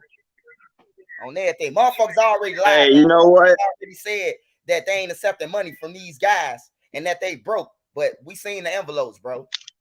You know what I'm saying? So come again. Some motherfucker gotta come again and refresh my memory, bro. And everybody in that motherfucker church, an ex-gang member on everything with a special interest, man. I don't care about none of them, bro. On everything. I don't care about none And of them. see stuff like that. Community And all see, you want to. Like PGF Nook. PGF Nook, his manager, right? They pushing peace, right? Niggas supposed to be pushing all right. this, what they say they pushing, OMC, right? But PGF Nook them got all these switches, all these songs, these switches. Your manager, he the motherfucker talking about peace, though. You need to start with this motherfucker who got all these switches running around. Yep. You know what I'm saying? And I mean, that's peace in the city, and your artist got all these switches. Your artist got all these guns. But you telling me that you for peace. On everything, get your ass out of here, bro. You ain't for no motherfucking peace. You mad because a young nigga with game just stepping up and about to crush y'all ass on everything, bro. I'ma die for this shit, bro. On everything, bro. I'm tired of the kids dying. I'm tired of everybody dying. All the parents, they study time about they tired of their kids dying and all this shit. But they know who's doing the killing. They know who killed their son just like everybody else. But like you said, nobody want to tell. Nobody want to say nothing though. But then you study getting on the internet talking about you tired of the killing. Yeah, I mean, it's good to talk that talk, but motherfuckers sold their soul, man. The minute they accept money and anything, that you compromise the church, you compromise, and what's worse, you compromise faith. You compromise faith itself because a motherfucker already on the fence about certain things when it comes to belief and things like that, especially in times like this, and it ain't being taught right. And then, you see that, the people, especially if people that's successful that you see every day might know them or something like that, and they do that, it's just going to bring everything into question. It's so easy to just say, man, fuck this, ain't no hope, I give up. You know what I'm saying? And the next person might be genuine, but they ain't going to get a chance because of the last person that did this and the last person that did that. You know what I'm saying? That's just how it is. But they gonna have to answer for that in the next life. It's even worse for when religious leaders like that. It's even worse for them on the other side, not just this life, and they gonna have a harder fall in this life before they even go to that side. You know what I'm saying? Hell yeah. Oh. Hey. Hold on, I'm about to mute this mic real quick. It say Swipe. Can you speak on Taekwon Mama speaking on? I need to see how you feel about that. Hey, look. Hey, look, Eastside Jeffrey Manor, man. Hey, look.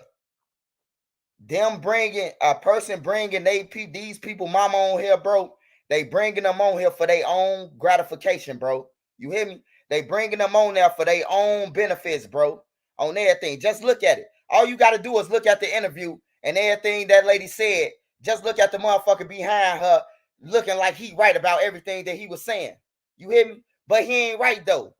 He ain't right about every motherfucking thing he was saying on everything. Because if a motherfucker cared about their kids, they wouldn't have been out there in the first place, bro. And that's all I'm going to say. You wouldn't have been running around in the first place, bro. On some real. Taekwon innocent. He innocent than a motherfucker. He didn't deserve to die. He didn't get killed by no O-Block. He got killed by they friends, nigga. People who they look up to. People who they saying free. On everything. That's who they need to go over there and say. You got niggas from Gyro City saying free the killer who killed Taekwon. That's who the fuck they need to be on page. All them people over there in Gyro talking about free that nigga. I don't see that, though. But y'all talking about the bloggers, though, bro. Like, I don't get into all that, though. I ain't gonna come at nobody, mama or no parents, though. But I'm just telling like my man, let's say, man, stop it. Man, stop it. On everything. Everybody was in Boosie house. I don't remember seeing too many parents, bro. You know, you gonna see Sheena. Sheena gonna check on Brick them. She gonna check on Duck them. You know what I'm saying? Sheena gonna pop up. Sheena always popped up on us. Whatever crib we was in, Sheena gonna pop up. We should smoke with us. Make sure her son straight. Make sure Duck straight. Sheena been doing this shit. A lot of y'all don't know about Sheena, bro. Sheena been popping up on us. But a lot of these mamas who coming on the internet, I ain't never seen them, bro, until they kids died. And I've been over there. And I got video footage that I've been on 63rd since 2000, and I ain't seen parents until they fucking kids died, bro. And that's just being real with y'all, bro. And that goes back to that, we love to say these, these, nice phrases. Oh, it takes a village to raise a child and all that stuff. But you don't see no damn village raising shit. You just said it. It ain't my kid. I ain't got to do with them, And it's like, eventually it's going to be yours. You in the same community. And they walk in the same streets, whether they in that life or not. They can just be in the way. You know what I'm saying? And then that's it. And then it's like, what's that, that one saying, they came for such and such, and nobody, and I didn't help, and then they came for another group and I didn't help, and eventually it came for me, but there was nobody to help me because everybody was already gone and I chose not to help anybody. That's what's happening, so it's like, oh, now it happened to you, it's personal, it hit home. You got nobody in your corner because you didn't care for anybody else. If it's truly a village, then be a village.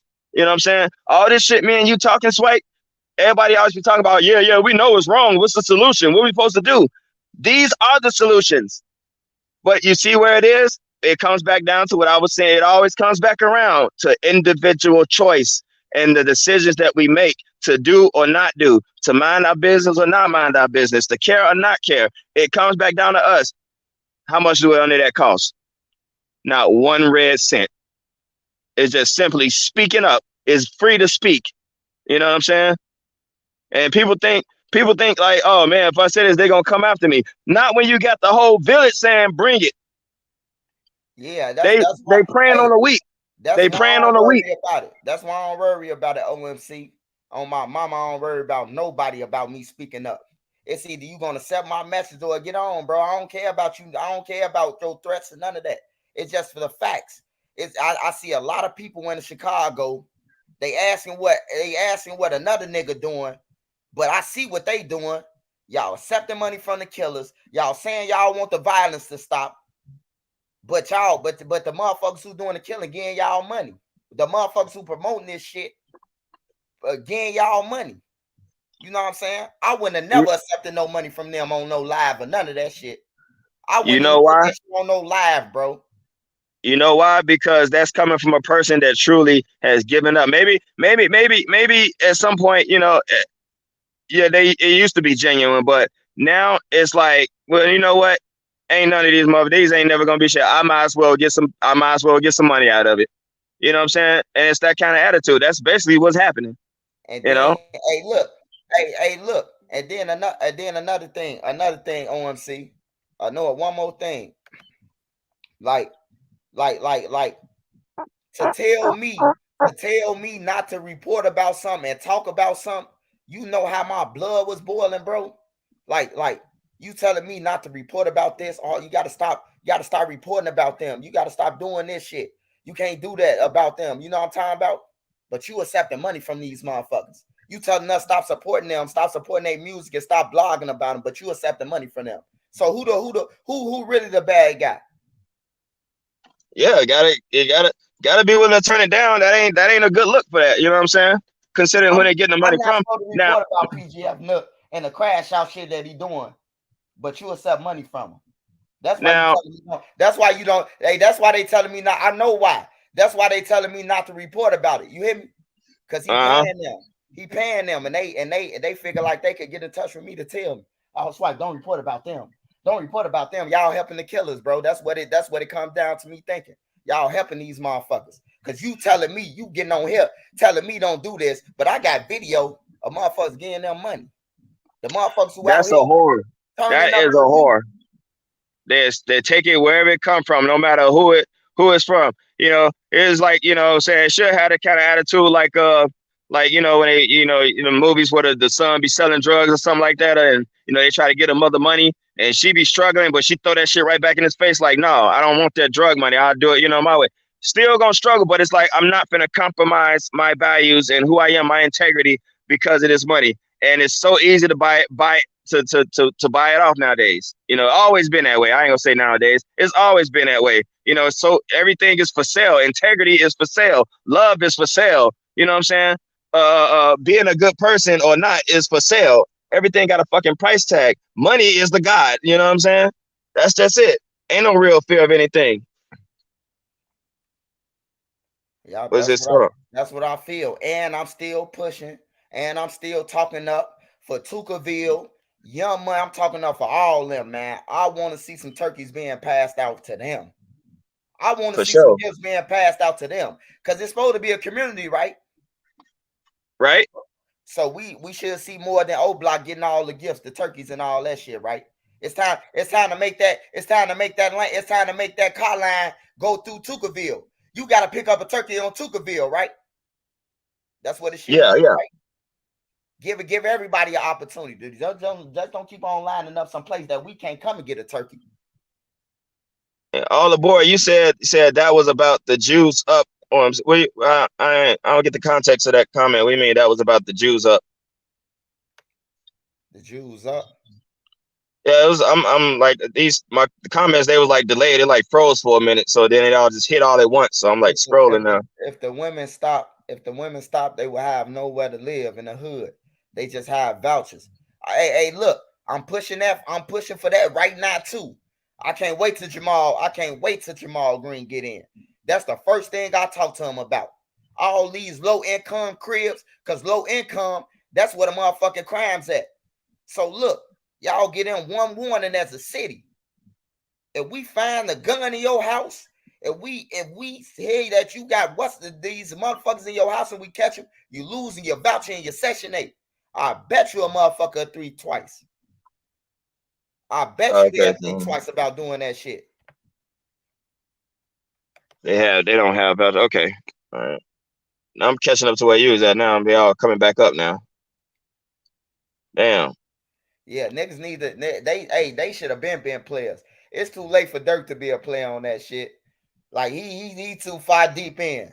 He's so far deep in the talking about the dead motherfuckers and doing send off shit and jeopardizing his bag. He ain't no point of return. That's why he keep on coming out talking about dead people. Cause he had a no point of return, bro. He already looking at his ass. You know, that right there, you know, and like I said, Dirk don't own Dirk no more. You know what I'm saying? He belongs to the industry. And so there was probably some part of him that really meant that, but it was like, you know, we're not gonna continue to give this money if you go in this direction. You know, you keep this going on, this is where the money gonna come from. And then he probably just was like, well, hell, I'll take care of me and mine then. You know what I'm saying? Just go ahead and do that. But not really feeling it. You know what I'm saying? It's like, and y'all see how, I don't know, like I said, I don't know if that's the perks or whatever, but his eyes, man, it looks like there's nothing, like the radio's on, but ain't nobody broadcasting, man. Like he looks dead. Like all the shit that he's endured, you know what I'm saying? And I mean, a lot of people endure shit, but you know what I'm saying, with that lifestyle and all the pressure that comes with the fame and the money and who knows how many messages and calls he's getting, people always trying to get some out of him and all that, and then keeping up this war in a sense, you know what I'm saying? Knowing that a lot of his actions caused a lot of things that happened in the city while he was away, that type of stuff, man. You look into his eyes, man, every picture, it looks like even when he smiles, his eyes don't smile. They just there, just the soul is looking there, man.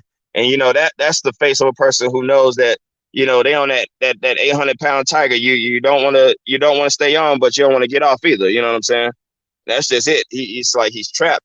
But you know, sometimes again, people like him got to make the hardest choice. You know what I'm saying? To stop, have to stop, even if nobody else is. It's like sometimes you got to do it for your own salvation. You know what I'm saying?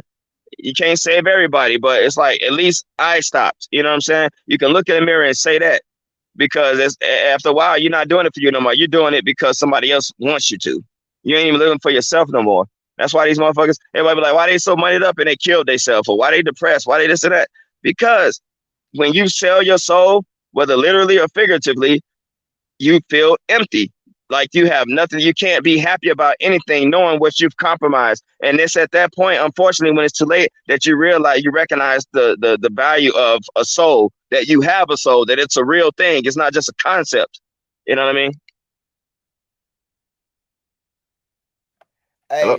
his name Jamal Green, bro. When I be saying Brown, I be thinking of Jamaica.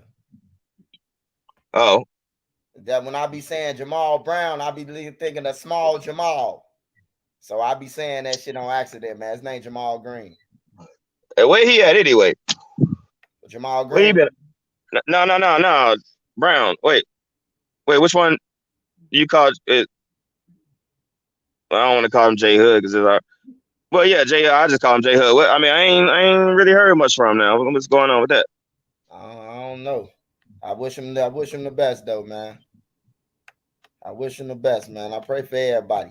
I let Shorty got he be talking this shit. I get it to him, but you know what I'm talking about. I wouldn't be. Yeah. I ain't on that type of time, bro. Like not my friends and shit. Like I get at the game members, but I can't give up my friends. Yeah, I mean he drew people in with the talking about that, but those he moved after a certain amount of time, so he can only tell them stories so far unless he embellish something. But I seen the people like in his comments and everything, and it's a lot of stuff that he be making sense on. You know what I'm saying? It's just he need to tone it down sometime. He kind of like come at people about subscribing and views and all this stuff, and it's like don't get mad about that stuff. Just keep doing what you're doing. Oh, that's when you know it ain't. That's when you know it ain't from the heart, bro. Cause I don't care about no views, bro. I mean what I say, bro. I'm definitely mean what I say, bro. Like if you got the balls to get on the internet after you done kill somebody or finna go and kill somebody and tell everybody, you should be in jail, nigga. Ain't no 2-3 thoughts about that shit. Take him to jail. Yeah, Big 30. Yeah, he said if Dirk lost everything, he couldn't come on if he wanted to. That's what's killing him. Yeah, that's that shit. It's like you've gone too far, and like once you start getting older, and especially you lose enough people, and it's like all these people dead now. It's like you can't enjoy your success with the people you want to enjoy it with. You have to stay away. You got to try to mask it with something. You know what I'm saying? That's no true habit. That's selling your soul. That's selling your soul. You know what I'm saying? You just lost. All you got is money, and it's like, hey, you still happy? You know what I'm saying? Now you got all this money. You came from this poverty and all that stuff, but you rich, but you feel you poor than ever. You know what I'm saying? You poor in spirit. No matter how many dollars you try to throw at it. Said ain't no killing without killing with no monsters. For sure. Oh yeah. Hey, they didn't heard Tupac say some shit. Then they want to mimic it, not even knowing that Tupac wasn't even no gang member, bro. He wasn't even no thug, bro. Whoever made that killer without killing, I bet you they ain't no killer. Who said? Intelligent people coming up with that shit and motherfucker run with it. Didn't they say Jeff Fort said that? Some shit like that? It had to be somebody before him. I'm pretty sure. Oh. He ain't no motherfucking boy. He ain't past 5th grade. I know he ain't come up with that shit. When in Washington, D.C., when they asked him what his name, spell his name, he said, I plead the 5th. And then walked out with his homies.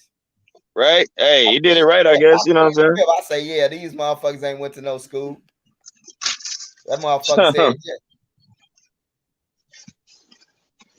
Let's see what else up here. I think I seen something. Or maybe not. All right. Big 30 said Jeff Ford said that. Well, that's the earliest person I said. If somebody else said it before him, I don't know.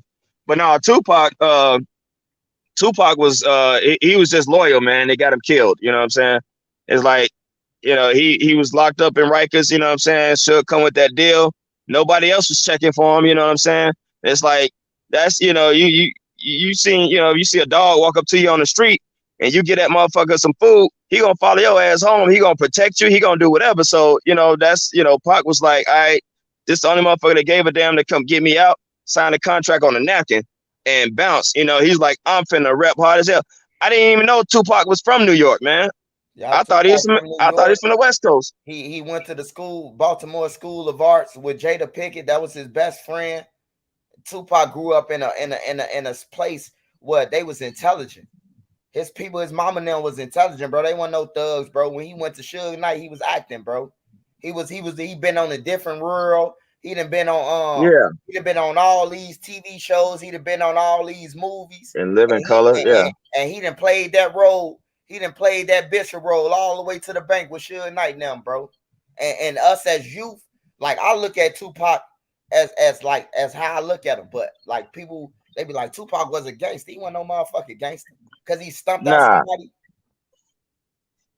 Tupac was a radical, man. He was political, but he got caught up in, you know, all the BS. You know what I'm saying? Like that dude, he could have made a hell of a difference, man. But it was like he got pulled in so many directions. Like when I watched that one documentary when he was in San Francisco, I think, or somewhere in the Bay Area, Oakland, doing a show, and it was something about a little girl that got killed, and he was calling out. You know what I'm saying?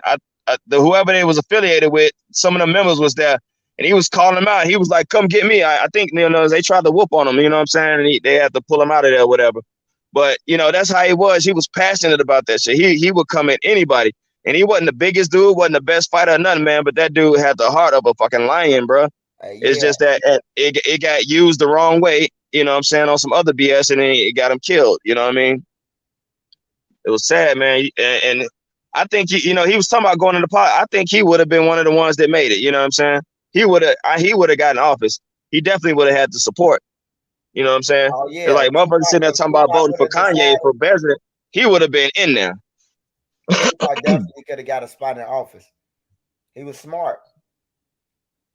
Very. Let me say Tupac and his family was about the community until drugs hit the black community. Shit, that's the story of every damn black community, Yeah, man. that's every black community shit. That's my story too, shit. Tupac And was you from say he sent it Harlem. up with the BDs over Yummy. Yeah, he His did. mom Panther, then when she was on the run, she moved to Baltimore. Yeah, that's what we said. New York. We just saying New York, bro. Ain't no Pacific place, man. We from New York. He went to school in Baltimore, and then he went to Cali with Suge Knight and them after that. After he came from jail, he signed his life over to death row, and Suge Knight beat him out until his mama, Afina, until she stood on business and got all his shit. Mm-hmm. We And ain't now from New look at York, bro, Suge, but you we know know. the history on Tupac, bro. I ain't from New York, but I know the history on Tupac, bro. Yeah, I mean, hell, they teach classes on this dude. How many motherfucking rappers get classes taught on him? You know what I'm saying? I know, well, at least I know in California, they got a class on that dude. His poetry alone is a worthy topic on by itself, man. Like that dude was something else, man. I hate when we lose people like that. If You know, Tupac they don't went, get a chance to get out of the shit. if Tupac went to sign with Death Row, Tupac could have a catalog like the Beatles, bro. If he had some real motherfuckers, bro, Tupac up there with Michael Jackson, them, bro. I ain't gonna even lie, bro. He was something Yeah. different. He just got fucked by Suge Knight. Hey, look, if Suge Knight had to turn over 300 something million to his mama, just imagine how much he done spent and made. And he only gave Tupac a house, a car, and some bullshit, bro. A house, car, chain, and a couple thousand to jag off. That man Tupac was making hundreds of millions for this nigga, bro. Yeah. Oh shit, Swag, you hit it nail on. Hey, and what we said, Pac said it was a fake war between the East and West, and the media played a big role. I think that the industry capitalized off drill music, unlike East and West. But yeah, exactly. Get rich or die trying to finally rich. Exactly. The media played a big ass role in that. Hell, even they was saying that shit. You know what I'm saying? The Big was doing it. They I was know it was though. one instant. Hey, look, they was though, but look, shit was really happening though for the media to do it. Tupac got Yeah, backdoored in the motherfucking thing. The media, hell yeah, the media gonna jump on that. And then Tupac coming out talking about Biggie and them set him up with songs and shit. That's just like the blogging now. If yeah, that shit yeah. happen with Memo or anybody, man, hey, it's gonna be a hot topic. Yep, yep. Yeah. What was I gonna say? Um, who said? I think Vaughn was saying the same thing, and Doug, I think said the same thing though. When he was on like some interviews or something like that, and he was like, "Nah, that's the." It was Vaughn. He was talking. I think he was talking to academics, and he was like to my young boy and shit. And he was like, "Nah, man, that's the internet. Ain't no beef." You know what I'm saying? He didn't even think he had a beef. You know what I'm saying? And then later on in the song, in one of them songs, he was like, "I heard I got some beef with Know Ya, and I ain't even know it. I hear you talking that gangster shit. Now you got to show me. Like he ain't even know shit like that. People just feeding stuff, man. And the fans now, it ain't the media no more. It's the fans that getting these comments, especially on IG. You see them sometimes they just be sitting there just staring at the comments. You know what I'm saying, responding to them, and you see people just putting stuff in there. You know, if Duck on this live or something, you see somebody, they ain't got nothing to do with nothing. Put in, I'm not from 63rd, you know, and all this shit, just trying to get rise. I'm like, damn, people, you know, just devils, man, for real. It was the same thing, and that's that kind of energy that people feed off of. It's like it's like a succubus kind of energy, you know. Same thing with I agree with you on that. I agree with you on that, OMC. I gotta agree with you on that. But then too, like when you getting on your live, asking motherfuckers how many bodies y'all think I got, you inviting a friend, you inviting them to say shit like that. You know what I'm saying? That's like with DJ Academics, the shit you was talking about. I'm looking at this shit and I see Von, he asked him about Duck, and then Von put the phone down and got to laughing. Like you invite shit when you do shit like that. Like instead of being sincere or trying to play sincere, because a real motherfucker who don't want their business out there, bro, they gonna play it off. No, we ain't had nothing to do with ducking, with a straight face and all that shit. He got the laughing, turning the camera, you know, shit like that, bro. Like y'all make yourself a target. That man was tortured, man. He was a tortured soul too, man. Like the you know, because you could tell his I don't know how he was like younger, but just seeing, you know, after he had blew up or whatnot, he was down there in Atlanta, he was standing in the crib, and the whole little case with Dirk, so he was separated, you know what I'm saying? He was by himself, and you know, you could see him, you know, his eyes just low. You could tell his drug usage had increased by tenfold, you know what I'm saying? And it was like that quiet, you know, he had that stillness, and like everything that he done, you know, was in him, you know what I'm saying? But he accepted everything that came with what he did, you know what I'm saying? That's how I get that to him.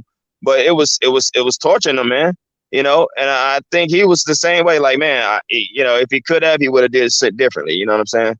Like if he had another way or something like that. But he was tortured too, man.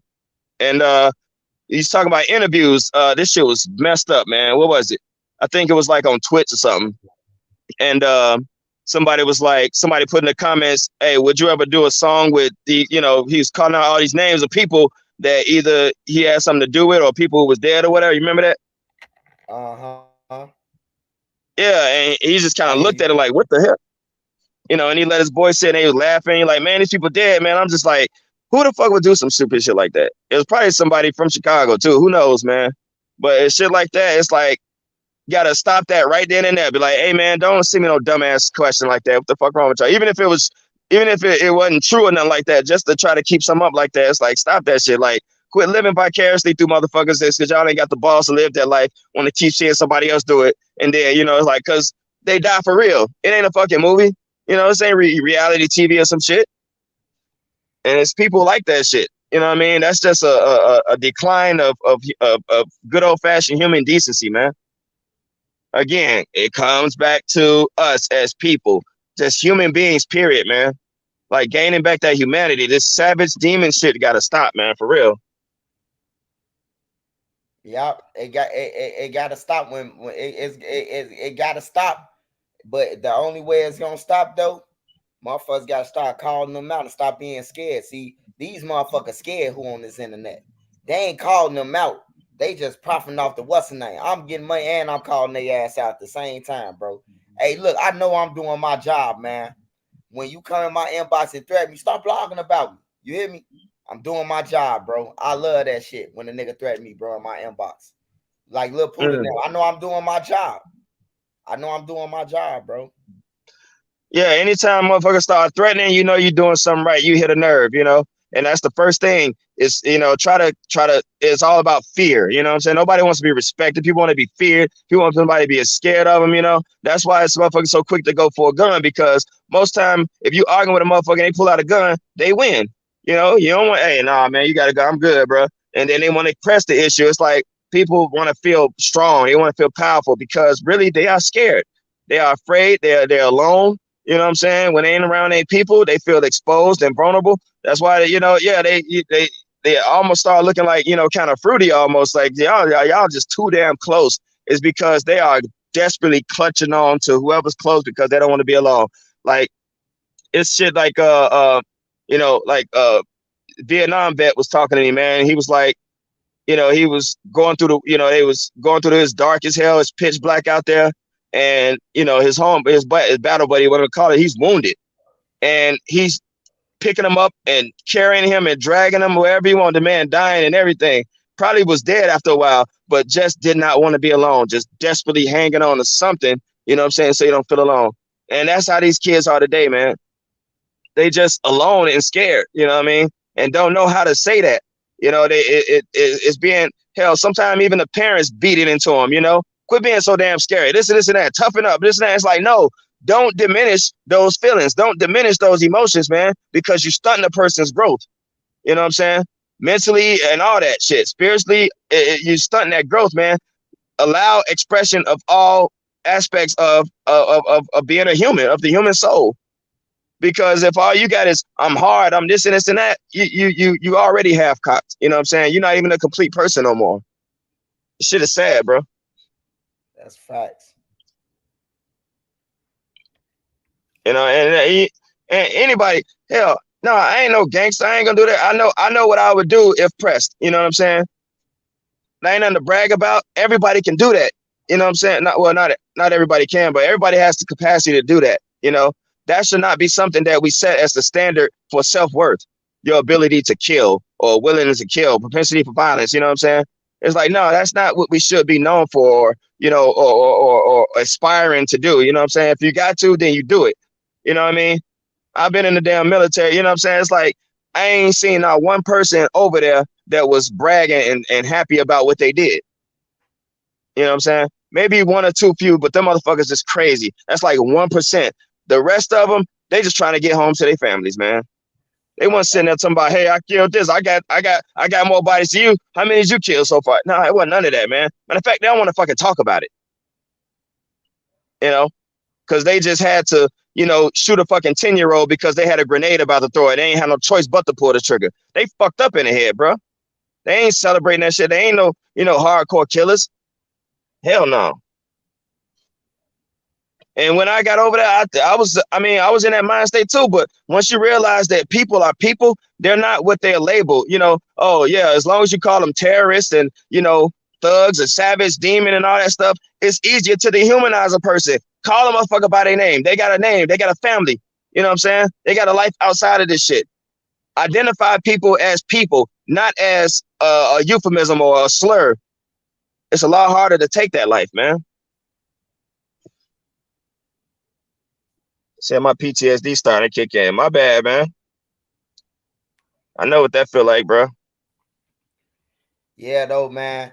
Hey, we gonna always have these type of topics, conversations, and everything, bro. It's more than just talking about, you know, I'm talking about the other people, but we always got to keep them in view vision, man, because these the motherfuckers who doing it, bro. But we always, and OMC always are welcome to come up here and talk his shit, bro, on everything. And he got his own platform too, OMC, off my chest. But he always, you know what I'm talking about, because we got to start saying how we going to take care of the problem now. It's too late to, it's like we can't wait 2 years from now, 3 years from now on a plan. That's take 3 years, bro.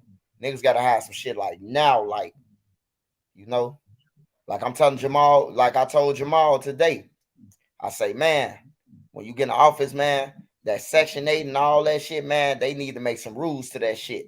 Because if it's some more stipulation rules to that shit, I guarantee them little niggas they going to be taking pictures outside next year. They ain't going to be taking no pictures in their crib.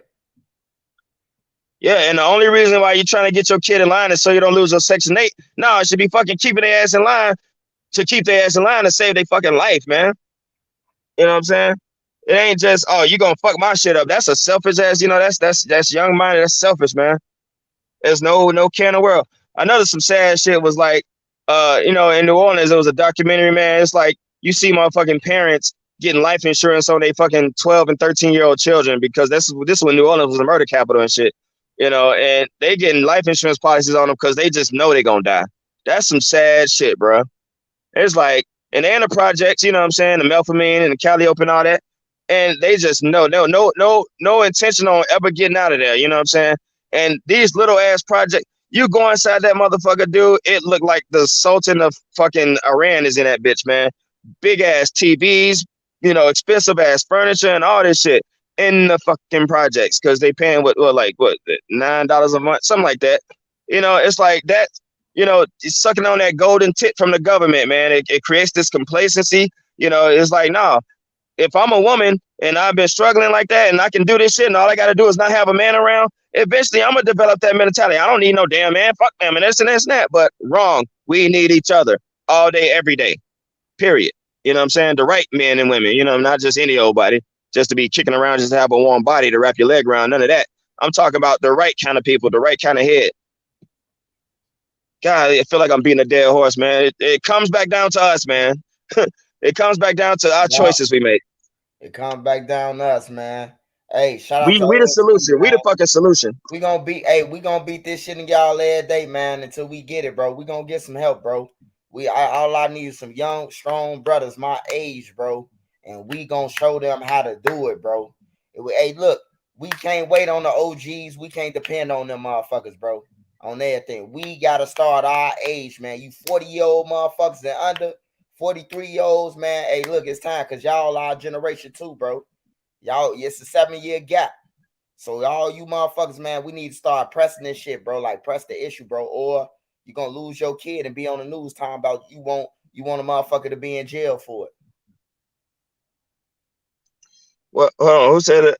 All the boys said, what about when you almost died? Different level. What were you talking about? And I was in the Navy. I wasn't in the Army or Marines. I was Navy. But I was I did it was called what do you call it? Individual augmentation. Because the soldiers, they needed more soldiers out in the field. And so they needed, people from other branches. We trained with the Army because we were under the Army command at that time. That's why on my picture on Instagram, I'm wearing an Army uniform, wearing ACUs. But you'll see the tag, it say U.S. Navy, and my rank has the chevrons or whatever, the petty officer ranks. But that's what that was. Somebody wipe T Money nose on everything. T Money getting on this bitch. Don't play with me. Huh? I got him. Go ahead. OMC, I got him. Oh. And yeah, so that's what we're doing. That's why we work the prisons, you know what I'm saying? And I wanted to go out in the field. I wanted to go out and risk my life because I was in that mind state. I wanted to kill, you know what I mean? But I'm glad that I got to work that prison because I got to know these people personally, you know what I'm saying? And learn about their life and why they were where they were. A lot of them was innocent. And some of the ones that did a little something, they wasn't bad people. They was just doing what they had to do to eat. You know what I'm saying? They was getting paid to do shit and they couldn't make a living because we fucked it up for them. So that's what that was. And after that, all my anger and all that stuff, and I wanted understanding more. And it's like, here we are, we supposed to be mortal enemies, but now we gaining an understanding. You know what I'm saying? We still got to do what we do. You there, I'm here, I'm your guard. I'm supposed to do this and that. But now I understand you. And they was cool as fuck. They was coming up to me and letting me know who was trying to make weapons, who was planning on escaping and all this stuff, man, because I treated them with fucking respect, and they loved that shit. They was like, wow, because manhood and stuff, it's really, and respect is really important over in that region. You know what I'm saying? It should be anywhere, but it's real big over there. So, how you think it's just like over here, it's like you go over there, you got, they all about honor and shit. And you got motherfuckers kicking in their door and you slamming them on their face and shit, telling them to shut the fuck up. And they wife and kids are seeing that. Hell yeah, they gonna want to kill your ass.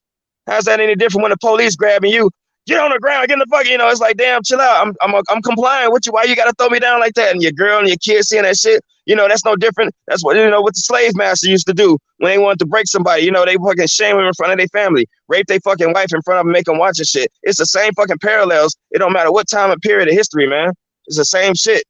It's about breaking the spirit, bro. And that's what the fuck's happening to this whole damn country. The spirit of this country is being broken with these woke ideologies and shit. Trying to, 2 + 2 is 5, and men can have periods and be pregnant and all this other shit where these fucking narcissistic bastards are being plucked from obscurity and the mediocrity of their lives, and they get on social media and say, oh, I'm gonna be a woman now, I'm gonna do this, and everybody's applauding them and stuff, and now they feel important, they feel noticed. Just more people who feel alone and ostracized from the rest of society, and now they count for something. Everybody wants to count for something. Everybody wants to know they matter, and that's what it is. And so it gives them this platform when it's really just a fucking Trojan horse to destroy society.